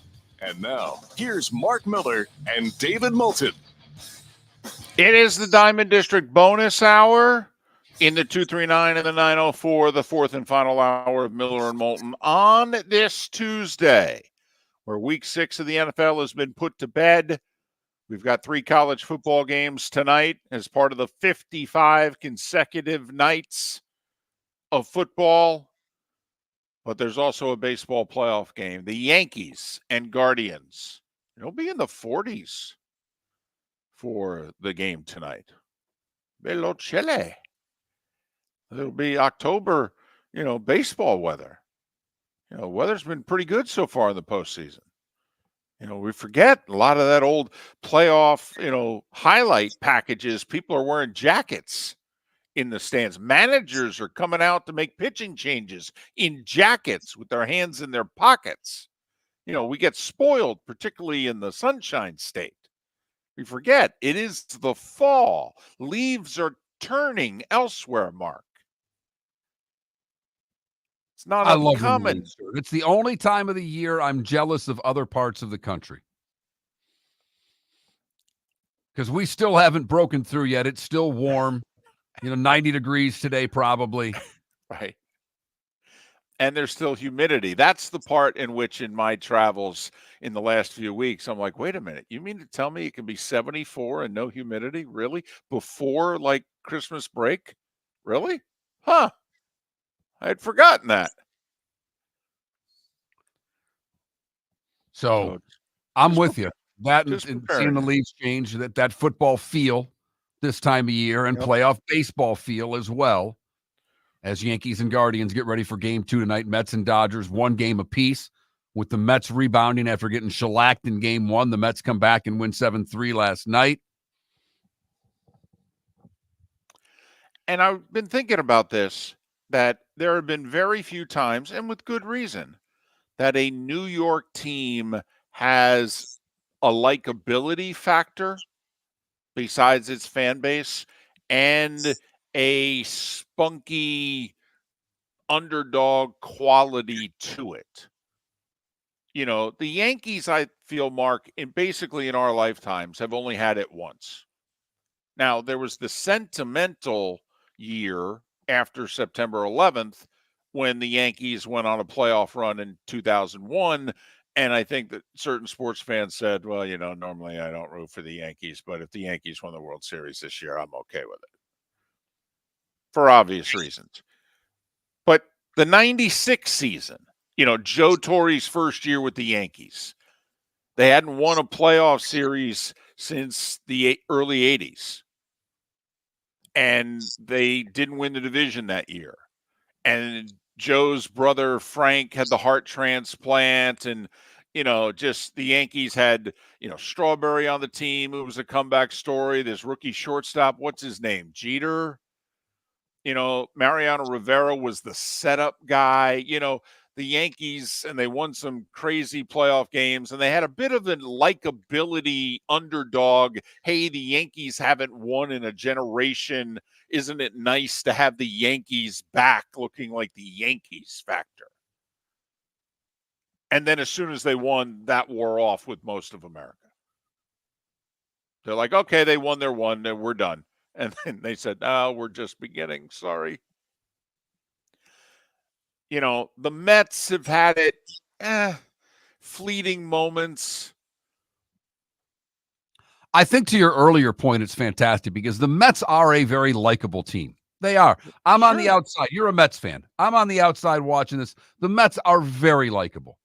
From Right. Diaz, their closer, to the lineup and everything in between, the OMG and the grimace and all the things that they've got going on, they have made themselves a likable team. They are spending how much on their roster? Right. Their payroll's like $302 million. Right. Now, granted, like 125 of it are guys who are no longer on the roster. They're elsewhere. McCann, the catcher for the Orioles, Verlander, Scherzer. But yes, I mean, here are the young, spunky Mets. Yeah, that's highest or second highest payroll in the game. Yeah, very spunky, this group. Even though they are, but in one sense, it's like, really? Likable? Spunky? Team from New York? Underdog? What? Like, Mark, in my fandom, and I grew up rooting for the Knicks, the Rangers, the Mets, and the Giants. There have been literally, I can count them only on one hand, that all of those teams combined had the underdog likability factor in which the casual fan from elsewhere could actually root for this group. Otherwise, they're a New York team. And most people don't root for New York teams unless they grew up rooting for New York teams. They don't find them likable. And I'm torn because I want your Mets to win for you. I do. I genuinely want your team to win. We spend a lot of time together. It would be great if your team won the final game. I don't want a damn Subway Series. And also, you're a big sports fan, and come on, like, you don't want Ohtani and Judge playing in the World Series? Not only do I want them playing in the World Series, I want it to be a best of 23. Yes. Yeah, I want them to play for a month. Yes, I totally get it. I was thinking about it the other day. The Knicks have had one time, I think the Knicks had this underdog, spunky, the Jeff Van Gundy 99 team. That's it. Otherwise, people are like, I hate the Knicks. I'm sick of the Knicks. All the national media does talk about the Knicks and they're not any good. Shut up about the damn Knicks. Honestly, outside of the 96 Yankees, when the hell have the Yankees been to a casual sports fan? When the hell have the Yankees been likable? It's like, enough of the damn Yankees, for God's sakes. Spend the most money. Okay. All right. Hey, do I need to see any more Yankees Red Sox games? I rooted for the Red Sox because I hate the damn Yankees so much. And then I got tired of the Red Sox, so I had to root against both of them now. Seriously. The Giants, I think the 07 team, because they were playing the big, bad 18-0 Patriots, they went on that playoff run. That literally for like a month, that Giants we just team felt badly for Coughlin's face in Green Bay. Right. Exactly. It nearly froze off at Lambeau Field, with thawed out just in time for the Super Bowl 2 weeks later. People who were rooting against the Patriots, so they took a liking to the 07 Giants. That's it. They were likable for a month. But seriously, New York teams don't, outside of their huge fan bases, they don't have the casual likability factor that a lot of other teams do. Like, come on, how many people around the country were like, the Tigers? I got into the Tigers. Listen, the TV rating show, more people in Cleveland and Detroit were watching the Guardians-Tigers series, let me tell you. All right? They were drawing 4 and 5 million viewers a game at 1 in the afternoon, at 3 in the afternoon on TBS. Across from college football. Right. No, people around the country were like, I can get into this. Bunch of guys, I don't know any of their names. Okay? They seem fun.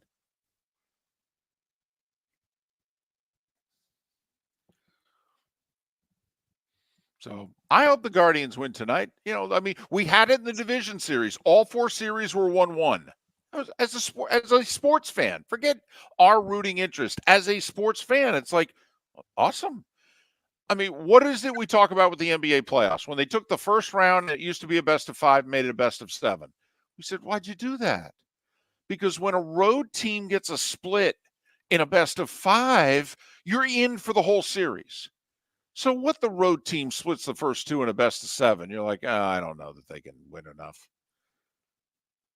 Okay, they're up 2-1. Maybe they have a shot. They're up 2-1 in a best of 5. Managerially, it's a little different. Roberts even talked about it. The bullpen game, when it goes badly, you start managing the game differently. Right. From your bullpen, but that's a little nooks and crannies for the baseball fan that just started watching the league. I don't know, a week and a half ago.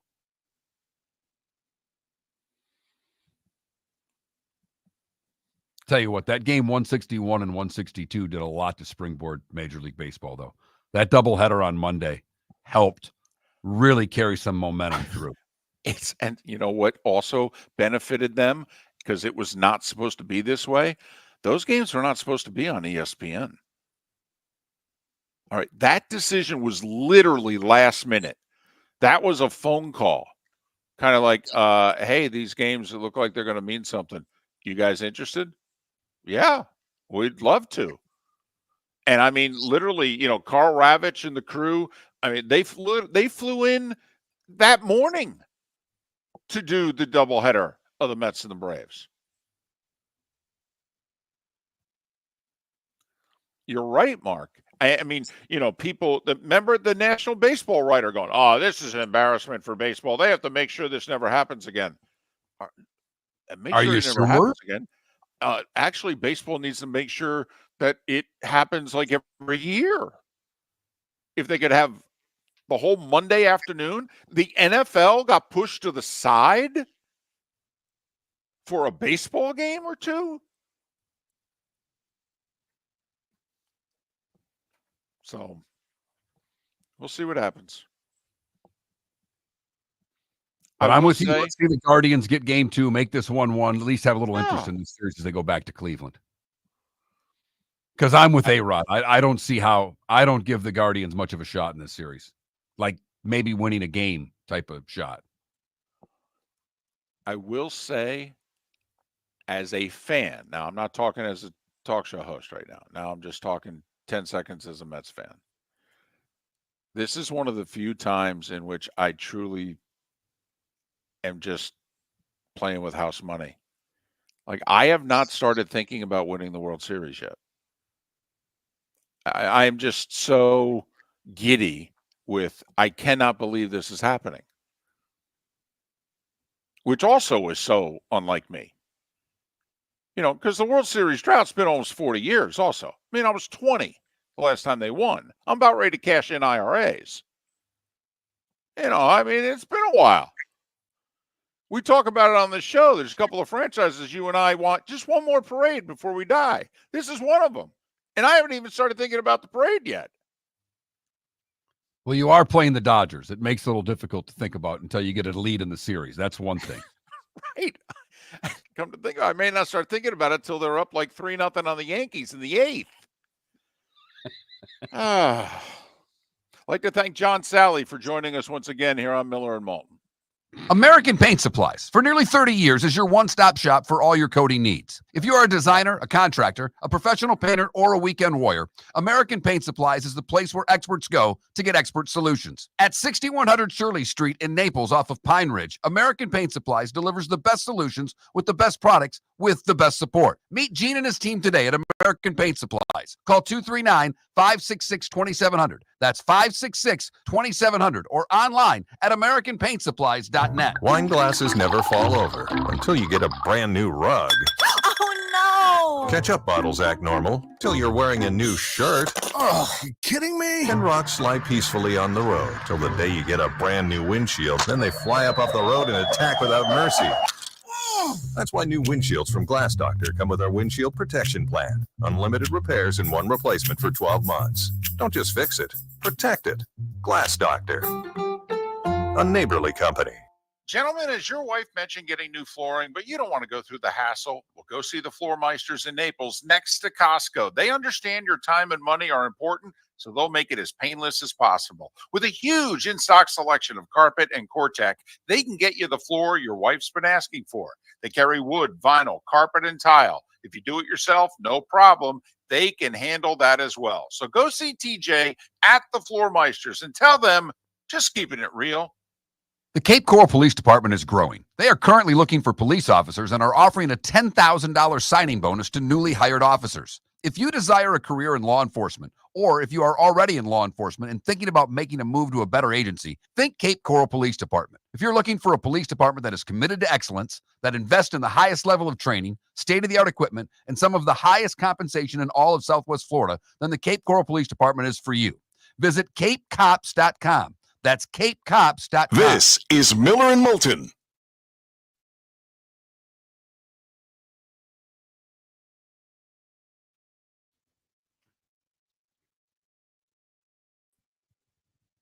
Hey, David, Yeah. if you can delete that text, delete it, Why? because the phones don't work here. I just checked the phone lines, and we've got no phone lines. I'm walking down the hall. Okay.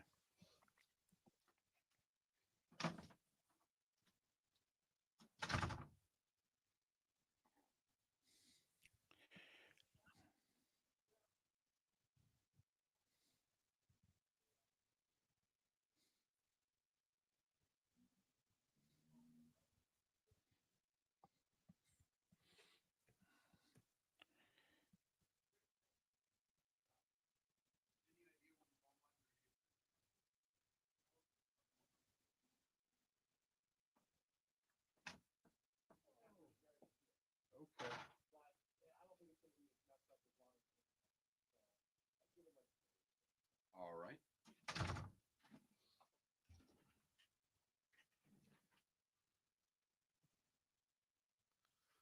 We have no phones and may not have them for a while. Oh, God.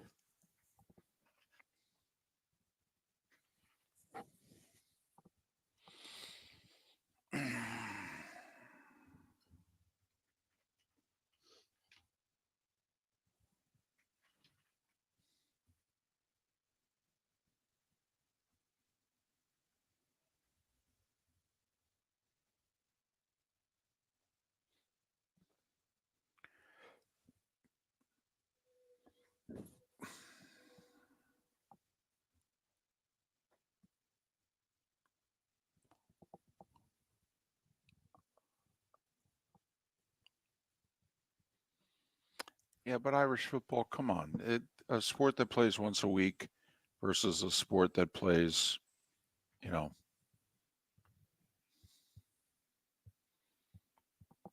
But part of the problem also is when you turn your sport over to a TV network, they get to dictate when the games are.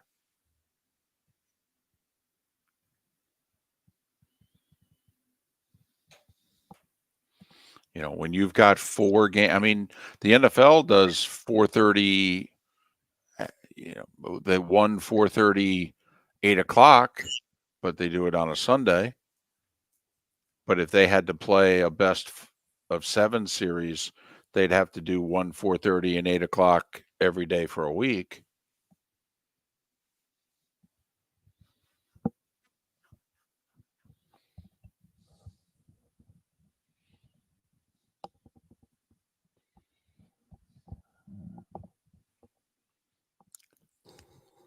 I got to admit, you guys complain a lot. I mean, you've never had more access to everything.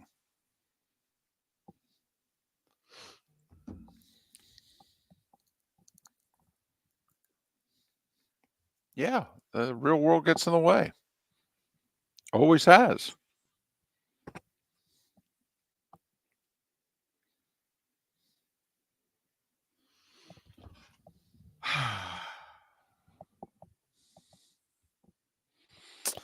So the rest of the week then need to plan on doing all the guests via computer.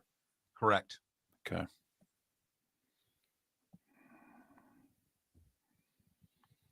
Well, let's see.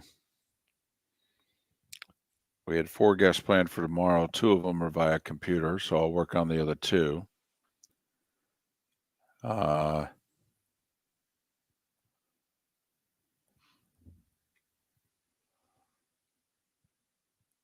All 3 of our guests on Thursday are via computer. Right. And our Friday guests are via computer. So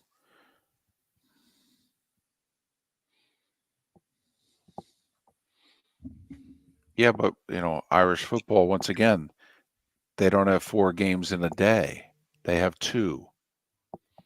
I mean, then don't fucking watch, okay? I mean, seriously. Welcome to the bonus hour, brought to you by Jason and Todd at the Diamond District. And now, here's Mark Miller and David Moulton. 21 minutes past the hour. Miller and Moulton, millerandmoulton.com, Miller_Moulton on X. Good, bad, and ugly. What's on tap? Today was the day when. Some final thoughts, a pick or 2. I mean, we got 3 college football games tonight, Mark. And you know, there's a chance to lose some serious money tonight. You know, I'm not going to let you take me down that rabbit hole, David, because I have been building up our Hard Rock account using these 40-unit plays and 45-unit plays, and we did lose one, but we won one. And I didn't bet the second one as big because I disagreed with Lee, so I didn't make the same bet that I normally make. But it is where we err. We get bored with not gambling, and all of a sudden, Moulton comes up with, you know, I really like Troy plus the 13.5 tonight. I mean, you know, I saw Middle Tennessee State play recently, and they're not any good. Yeah, you're right. You're right. But if I were to play a game, it probably would be La Tech laying the 11.5 against New Mexico State. Come on now. Middle Tennessee State's playing winless Kennesaw State. Middle Tennessee State's at home. Sure, I can't get you to lay the 9.5. You probably could, David. It would not take a lot of persuading. And then the all of a games- sudden, I'm redepositing more money in the Hard Rock account going, why did we start doing this again? We've had systems, and we just go away from them. The game's on CBS Sports Network. It's obviously a marquee game. Two teams combined are 1-10. I will say the matchups tonight: Troy, South Alabama combined 3-9. Kennesaw State, Middle Tennessee State combined 1-10. La Tech, New Mexico State combined 3-8. 3-8. That's the best game of the night. 2-3 against 1-5. Got 1-5 at home, getting 11.5. Mark. Joe's stats and spotter guys. They're on their way to New Mexico State. They're doing that game? Oh yeah, they're both doing that game. So they actually give those announcers spotters and stats guys too, huh? I didn't think they. Yeah. Yep. Play-by-play guys. They get taken care of. It's on ESPNU. Oh, I had a blast with them last night. I go, you guys are going? How are you getting there? They're flying into El Paso. They're driving. It's about an hour. Yep. Oh, yeah. Well, this allows you to get back at them for all of the times you've driven. Yep. However many miles you've driven to get from Chicago to Iowa City, to get from Atlanta to the Plains and Auburn. I mean, you have made a lot of drives from either Hartsfield and now O'Hare to get to the games that you're doing. You know, I'm not this kind of traveler, but there are a lot of business people listening right now. And so you can tell us 21,000 on the text line, Twitch chat room. Are you this traveler in which they will only go certain airlines? Like Ed Sfida is Joe's longtime stats guy. He's an American Airlines guy. It takes almost a court order for him to fly an airline not named American. All right. Bill Garrity, Joe's spotter, outstanding, by the way. Okay, all the names and what have you. He's literally made like one mistake in 5 years. He's a Delta guy. It takes a subpoena for him to fly an airline not named Delta. And they've all got, millions of miles in their status. I mean, if they're not in first class, there needs to be a federal investigation with all Is the that status. why they do it? Because they've gotten spoiled and want to fly up front? Well, but I say to them, I go, you do know there's 20 others on the flight just like you. I mean, they are. I mean, I know you think that you're this, American and Delta's number one passenger. There's 6 other guys here with more miles than you. They are. I mean, they're ahead of you. When you apply for the upgrades, you're not number one, are you? But so that's the other thing. They do Monday Night Football last night. They've got like 6 and 7 a.m. flights to get to, I think it's La Cruces, New Mexico. 45 minutes to an hour from El Paso. I know about getting to El Paso. It's where the Sun Bowl It ain't easy. No, not convenient. No. Harder to get to El Paso or Jacksonville. Close, El Paso. But I mean, there's a direct flight, one a day from Atlanta. You can get there from Dallas and Houston, but you got to get there. This just in, Monday Night Football was in Jersey last night. So, it's 2 flights in an hour drive. Remember, they did NFL on Sunday on Fox. They just did Monday Night Football with Joe and Troy, right? And they were both on 7 a.m. flights today out of the New York metropolitan area because they have to do La Tech, New Mexico State, 9 o'clock Eastern tonight on ESPNU. Here's the question I have for you. Are they flying together because they are both so loyal to whatever airline they're flying? No. One's flying an American Delta, guy, one's a Delta guy. That's unbelievable. I'm actually shocked that the people booking the flight say, yeah, I don't care. That's one that's weird to me. But, hey, neither here nor there. They get to where they need to go and do their jobs. So anyway, I think I will tune in, okay, just for a couple minutes, just to honor the effort that Bill and Ed made to get to the game tonight. For you. It's all for you, the fan. It's all for you. It's just like it's for the kids, Mark. Okay? That's what I all last night I kept saying, well, you're doing it for the fan. And what a big audience you're going to have, La Tech, New Mexico State on ESPNU. You're only going up against a Yankees playoff game. David, they could be going up against nothing. They could be going up against air. And I don't think it would matter all that much. Right. Mm-hmm. So. Not until we get to November when Maction comes around. Then the Tuesday and Wednesday audience will grow substantially. Right. Yeah. Apparently this isn't good enough. Sun Belt or Conference USA, Tuesday, Wednesday. Sorry. But once we get Maction, okay. Now the grown-ups have shown up. Well, at least in Maction, you got a good shot of some snow in some of the games. That's the one thing I will give Maction, is you got the elements that come into play.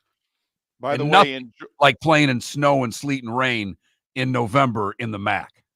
In front of 1,325 people. Yes, for a directional game involving schools from Michigan.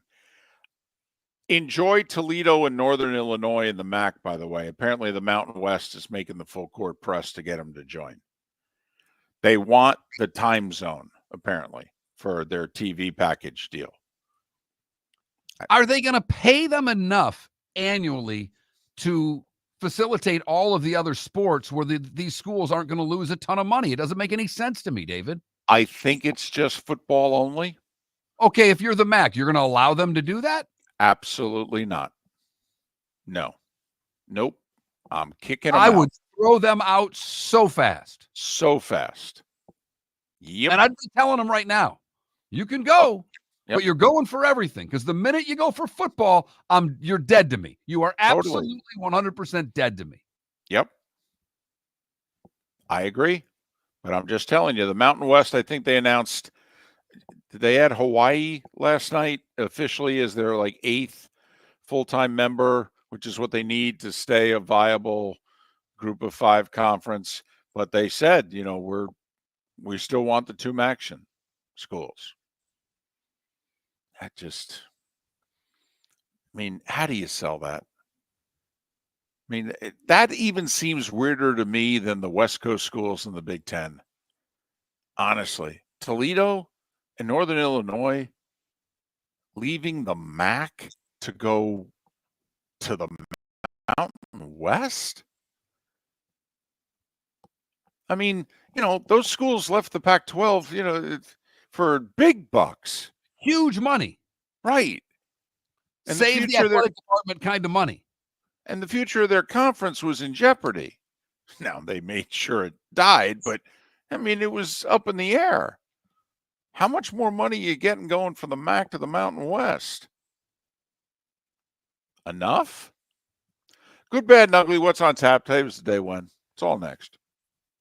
The cigar bar started as a neighborhood place in downtown Fort Myers, and now it's a brand, a destination with 4 locations. The original place, Henry Street, Fort Myers, Gulf Coast Town Center, on Southeast 47th Terrace off the Cape Coral Parkway, and the Lounge on West 1st Street in Fort Myers. A place to go, whether you just need a relaxing drink and a smoke after a tough day at work, or a place to go celebrate. From relaxation to celebration, the world-famous cigar bar. American Paint Supplies, for nearly 30 years, is your one-stop shop for all your coating needs. If you are a designer, a contractor, a professional painter, or a weekend warrior, American Paint Supplies is the place where experts go to get expert solutions. At 6100 Shirley Street in Naples off of Pine Ridge, American Paint Supplies delivers the best solutions with the best products with the best support. Meet Gene and his team today at American Paint Supplies. Call 239-566-2700. That's 566-2700 or online at AmericanPaintSupplies.net. Is snoring bothering your spouse? Would you like to sleep in the same bed again? Do you know that snoring can affect your sleep cycle and cause lower testosterone levels? At Sleep Treatment Direct, we have easy solutions. We have a simple laser procedure that can improve snoring in 10 minutes. If you would like to get back in the same bed or are looking for a natural way to treat low testosterone, give us a call at 239-444-1741. That's 239-444-1741. Or go to sleeptreatmentdirect.com. That's sleeptreatmentdirect.com. Sleep Treatment Direct. Sleep safe and sound. Visit Jason and Todd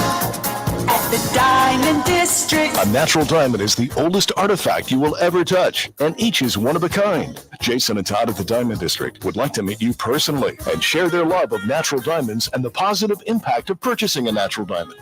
We promise that in our vault sits the largest selection of GIA-certified natural diamonds at the most competitive prices in the world. Jason and Todd look forward to shaking your hand and welcoming you to their Diamond District family. This is Miller and Moulton.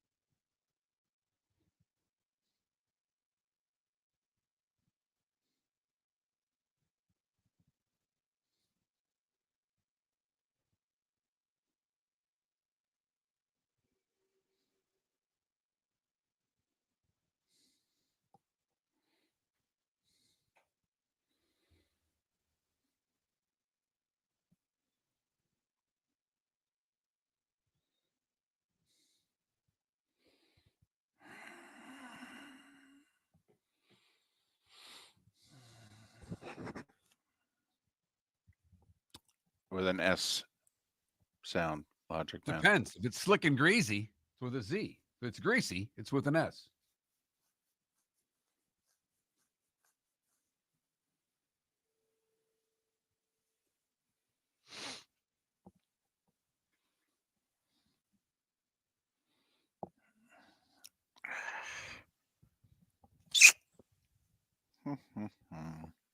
Time's your flight? Not till tonight, late dinner. So direct. There was an early morning direct, and there was a 7 o'clock direct, and everything else involved a connection. And I just said, you know what? I'll go have lunch with Mom, and now, I won't roll into the condo till nearly 11 o'clock tonight, but whatever. Well, hopefully you'll get a little TV on the plane and can watch the Yanks. That's a good point. It's United, so probably not. Oh, really? Yep. Yeah. United usually... Delta has live TV. American usually has nothing. And United has, like, movies and TV shows, but not live TV. Exactly, Logic Man. Cutting your nails in the studio is greasy.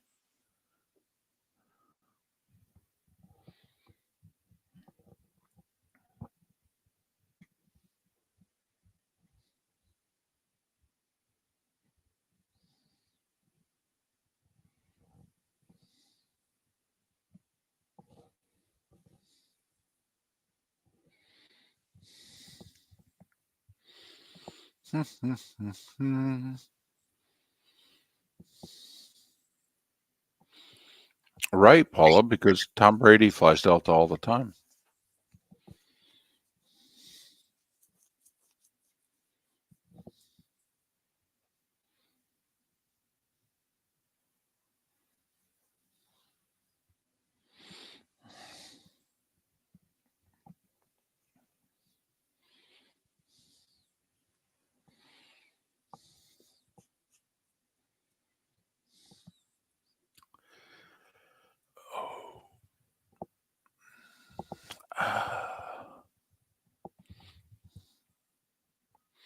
We're doing Ravens Bucks.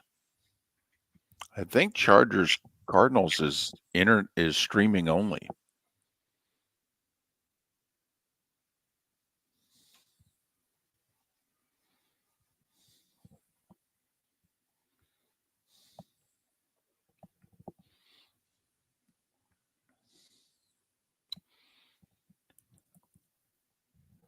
It's an ESPN Plus game?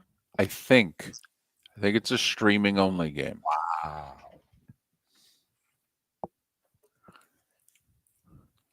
I mean, it is the Chargers and the Cardinals, but I got you. I know. I'll look it up. No, I got it right here. Huh? What does it say? Yeah. ESPN Plus. Yeah. That's their Peacock game.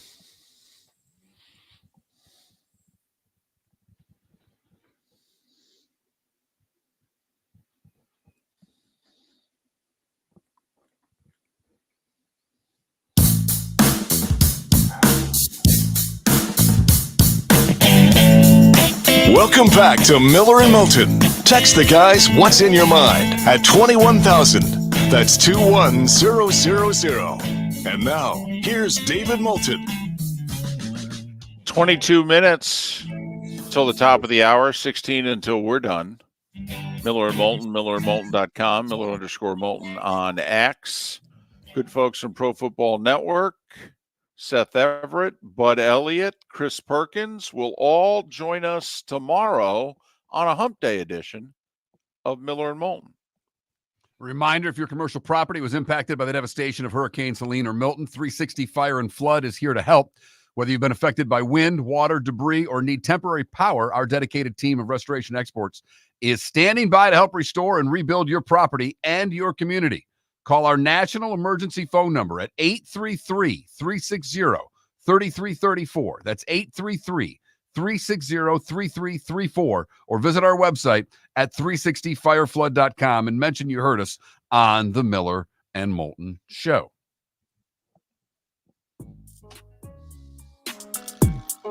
It's that time again, nearing the end, but not quite there yet. Here's Mark Miller with Today Was the Day When. Probably should have had you check on this first one to see if it's ever happened since, but according to this, it hasn't. Today in 1912, Tris Speaker makes the only World Series unassisted double play from the outfield. Huh. So what, did he catch it and then run in? Yeah, must have. Cardinals win their 6th series today in 46, beating the Red Sox in 7. Was the only World Series Ted Williams played in. Today in 1951, I Love Lucy debuts on CBS television. Cardinals would win their 7th title in 64, beating the Yankees in 7. Bob Gibson, your MVP. Won games 1, 4, and 7. That's a pretty good way to get an MVP. Well, let's see. He did it in 64. He did it in 67. And that's why when you guys beat the Cardinals in 68, you beat Gibson in Game 7. It was his only World Series loss. Lolich on 2 days rest for that game? Right, because Gibson beat Denny McClain, who won 31 games that year in games 1 and 4. Lolich won games 2 and 5. They brought the big lefty in to outpitch Gibson. And it's what Koufax did to Jim Cott and the Twins, and that anniversary was yesterday. Al Order wins the discus in Mexico City, his 4th consecutive Olympic discus title today in 1968. This one's mainly for David and I. Today in 69, Earl Weaver becomes the first manager since 1935 to be ejected in a World Series game. I think it was over the pine tar incident. Gil Hodges came out and argued that one of the Mets players had gotten hit with the pitch, and the umpire had ruled that he hadn't. Ball was in the dirt, and he came out and showed him a baseball that had, back then, Mark, they actually, shined their shoes, and it had, the black shoe polish on it. I said pine tar, shoe polish. And so Gil Hodges showed him a baseball with shoe polish on it. And the umpire said, I guess it hit him. And so the umpire awarded the Mets player, I think it was Art Shamsky, they awarded him first base. Weaver comes out of the dugout like he could have grabbed any baseball. He could have rubbed shoe polish on it, for goodness sake. What are you taking his word for? And they eventually ejected him. Also today in 69, Madison Square Garden Television Network begins with a Rangers North Stars telecast. Dolly Parton releases Jolene today in 1973. Today in 89, Gretzky passes Howe as the NHL all-time top scorer. Curb Your Enthusiasm debuted today in 2000. And Legoland opened in Winter Haven today in 2011. Boxer John L. Sullivan, author Mario Puzo, Lee Iacocca, and Penny Marshall all would have celebrated birthdays today. Willie O'Ree, the first black hockey player, is 89 years old. Jim Palmer is 79, and Joe Klecko is 71. What did I miss, David? I don't think you missed anything, but and Jolene. How good is that song? It's a great song. Dolly Parton's underrated. Oh, my goodness. Yes. I know I've said this before. I know she keeps turning down presidents who want to give her the Presidential Medal of Freedom. If I was president, I would just say, yeah, I don't know what to tell you. I get to hand them out. If you want to not come for the ceremony, that's fine. But I have to make sure you're on the list of people who've received the award, because the charity work that she's done, never mind what her contribution to our society, just a remarkable woman. I will say Beyonce's version of it, it's tremendous. Really, really good. Yeah. That's a hell of a song to even think that you could, get in the area code of to do. But obviously, she's kind of talented. She's kind of got the pipes, David. Yeah, she really does. Time to see life a little bit differently. Here's Mark Miller with the good, the bad, and the ugly. What you got, Mark? I will say I missed one thing. Happy anniversary to Clarence Thomas. 33 years ago today, he joined the Supreme Court. For the good, we go to Kalamazoo, Michigan, where Aaron and Kyle Baker were on their way to the hospital for their baby's due date when they realized they would not make it in time. They called for an ambulance and pulled over into a parking lot of One Well Brewing, which happens to be their favorite microbrewery. And baby Forrest Wells Baker was born in the parking lot of the microbrewery. The microbrewery has since responded by naming a beer after the newborn. For the bad, we go to Stuart, Florida, where Emily DeCuba returned home, Emile DeCuba returned home after 3 days of evacuating because of Moulton to find an alligator swimming laps in his pool. He was relieved that his house was not damaged by the storm, but then when he looked out to the pool, he went, whoa! Literally, that's what the quote says. Whoa! Contacted FWC, which dispatched trappers to remove the gator. Finally, the ugly. We go to Vermont, where a 41-year-old woman was arrested on Friday trying to smuggle 29 eastern box turtles into Canada by kayak. She was trying to get across the Vermont Lake to Canada by kayak with the turtles with her. The Royal Canadian Mounted Police picked her up on the Canadian side. Apparently, these turtles go for $1,000 each in the Chinese black market, and that's where she was trying to take them to. An eastern box turtle for $1,000? Shouldn't we be importing them to China if they're costing $1,000? That is the good, the bad, and the ugly on today, Tuesday, October the 15th, 2024. The good, the bad, and the ugly brought to you by the Cape Coral Police Department. Go to capecops.com. That's capecops.com. $10,000 signing bonus for new officers. Get all the information at capecops.com. 9 games in the NHL tonight, including the Lightning home opener. It was supposed to be over the weekend, but with Moulton and what have you, the Lightning didn't feel that the community was ready to come on out and support a sporting event. Gave their season ticket base a little more time to get things together. But Lightning home opener tonight against Vancouver. Panthers continue their road trip. You got to figure this is going to be a very emotional night in Columbus. This is the Blue Jackets home opener after the deaths of the Goudreau brothers. Now, I know that when they've gone on the road, other teams have honored them, and I know they've played a preseason home game since, but I'd be very surprised if tonight is not an emotional night in Columbus. Panthers and Blue Jackets, NHL Network, besides local options at 7 o'clock. It is an ESPN doubleheader night, Mark. 7:30, Minnesota and St. Louis. 10 o'clock, Philly and Edmonton. That's right, your winless Connor McDavid-led 0-3 Oilers. They're 0-3. Yeah. And they got whooped in one of the three. Yeah, they don't seem as if they're, a little bit of a hangover from losing the finals in Game 7. So a lot there of you people have pick it. them to win the Cup. That's not the start you want if you pick the Edmonton Oilers to win the Stanley Cup. Mark, can I be brutally honest?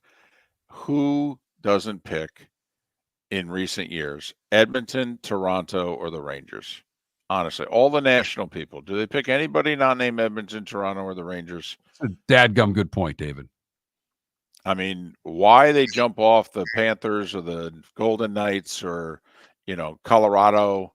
I mean, now granted, those teams haven't, won another cup, but they seemingly are knocking on the door every year. I would keep picking the Dallas Stars until they win. But no. All the Canadian people who cover the NHL, they're picking either Toronto or Edmonton. And then those in the States are picking the Rangers. We said it earlier, college football tonight. Whew. What a night. 7:30 ESPN2, Troy and South Alabama. 8 o'clock on CBS Sports Network, the 0-5 Owls from Kennesaw State against the 1-5 Blue Raiders from Middle Tennessee State. And then at 9 o'clock on ESPNU, think of my buddies Ed and Bill as they're working Louisiana Tech and New Mexico State. Their first ever games in Las Cruces, about 45 minutes west of El Paso. And obviously game 2, ALCS. 7:30 or thereabouts. First pitch scheduled for 7:38 on TBS. Guardians and Yankees. It is funny. They were separated by 2 games in the standings. 2 games. And yet the feeling is one team is so much better than the other. All right. If you could make one bet tonight, college football, the Lightning home opener, or Guardians, Yankees. I did it again. I'm getting a lot of fines this week. Or Guardians, Yankees. Where would you go? Guardians, Yankees. I'd bet on the Guardians even the series. Ooh. I would. Come on, these 2 teams. I understand, the Guardians got to play all the division games in the Central versus the Yankees playing them in the East. I get it. And all those wins against the White Sox. I got it. But there's not a ton separating. Yeah, the Yankees are better. Yeah, the Yankees have more ways to win. But I don't know. I don't think they're just going to wipe the Guardians off the field. I think the series is 1-1 going to Cleveland. May have to jump on that, getting some pretty good odds. I know. That's another reason why I would bet it. Chance to win a shekel or 2 tonight on the Guardians.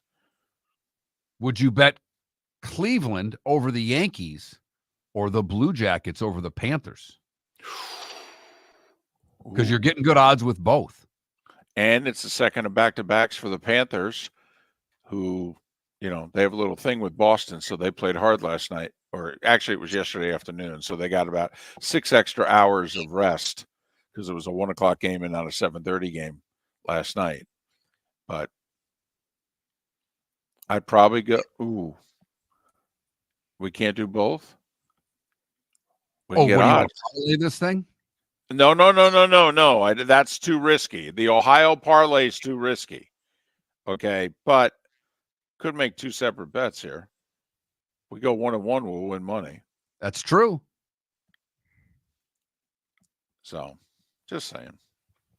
That's what happens in this segment. I start gambling money that I don't really need to gamble, but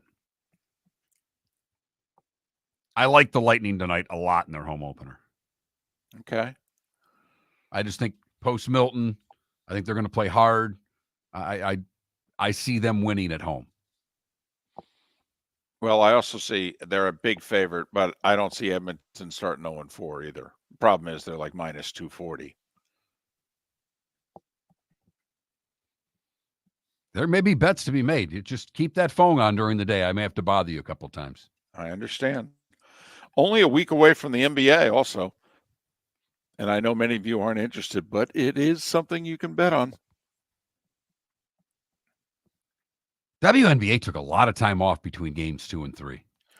Yeah. They also announced that they're going to go to best of 7 in the finals beginning next year. WNBA, by the way, post Caitlin Clark, getting double the ratings of the NHL in their first week on the air. NHL games getting between like 400 and 550,000, and the New York Minnesota series and the conference finals doing right around 1 million, just under it. We'll talk again tomorrow on a hump day. Miller and Moulton.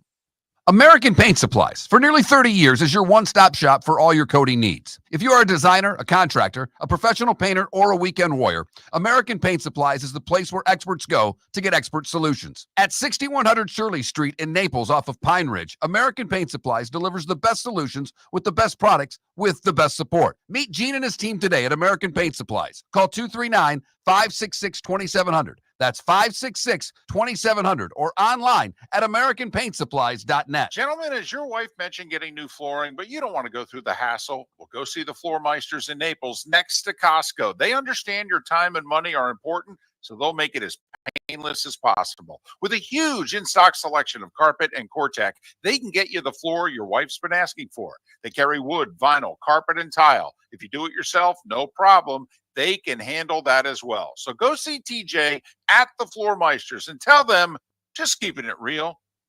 Mark Miller for Molly Maid. Why Molly Maid, you ask? Trust. Moulton was a customer for 15 years. Affordability. Didn't I just say Moulton was a customer for 15 years? Worry-free services. Our professional house cleaners are fully insured and a 24-hour warranty. Call Molly Maids today at 239-774-5839. That's 239-774-5839 or online at mollymaid.com/FTMYERS. That's mollymaid.com/FTMYERS. At Physical Therapy and Balance Centers, our goal is to help you love your life. When your life is sidelined by an injury, dizziness, surgery, or condition keeping you from doing what you love, we're here to help you heal and feel your best. Our therapist evaluation will determine the root cause of your health challenges, resulting in a unique treatment plan customized just for you. Visit www.physical.com to find your nearest location and see how we can help you love your life.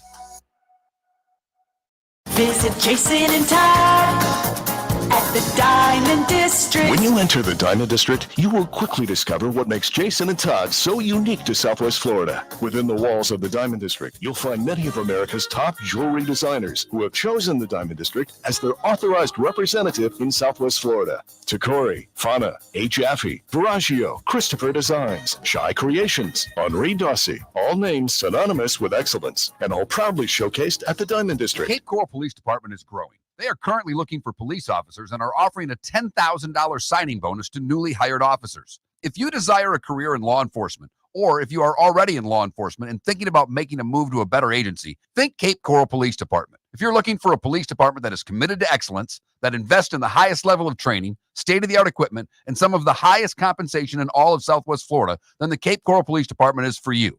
Visit capecops.com. That's capecops.com. This is Miller and Moulton.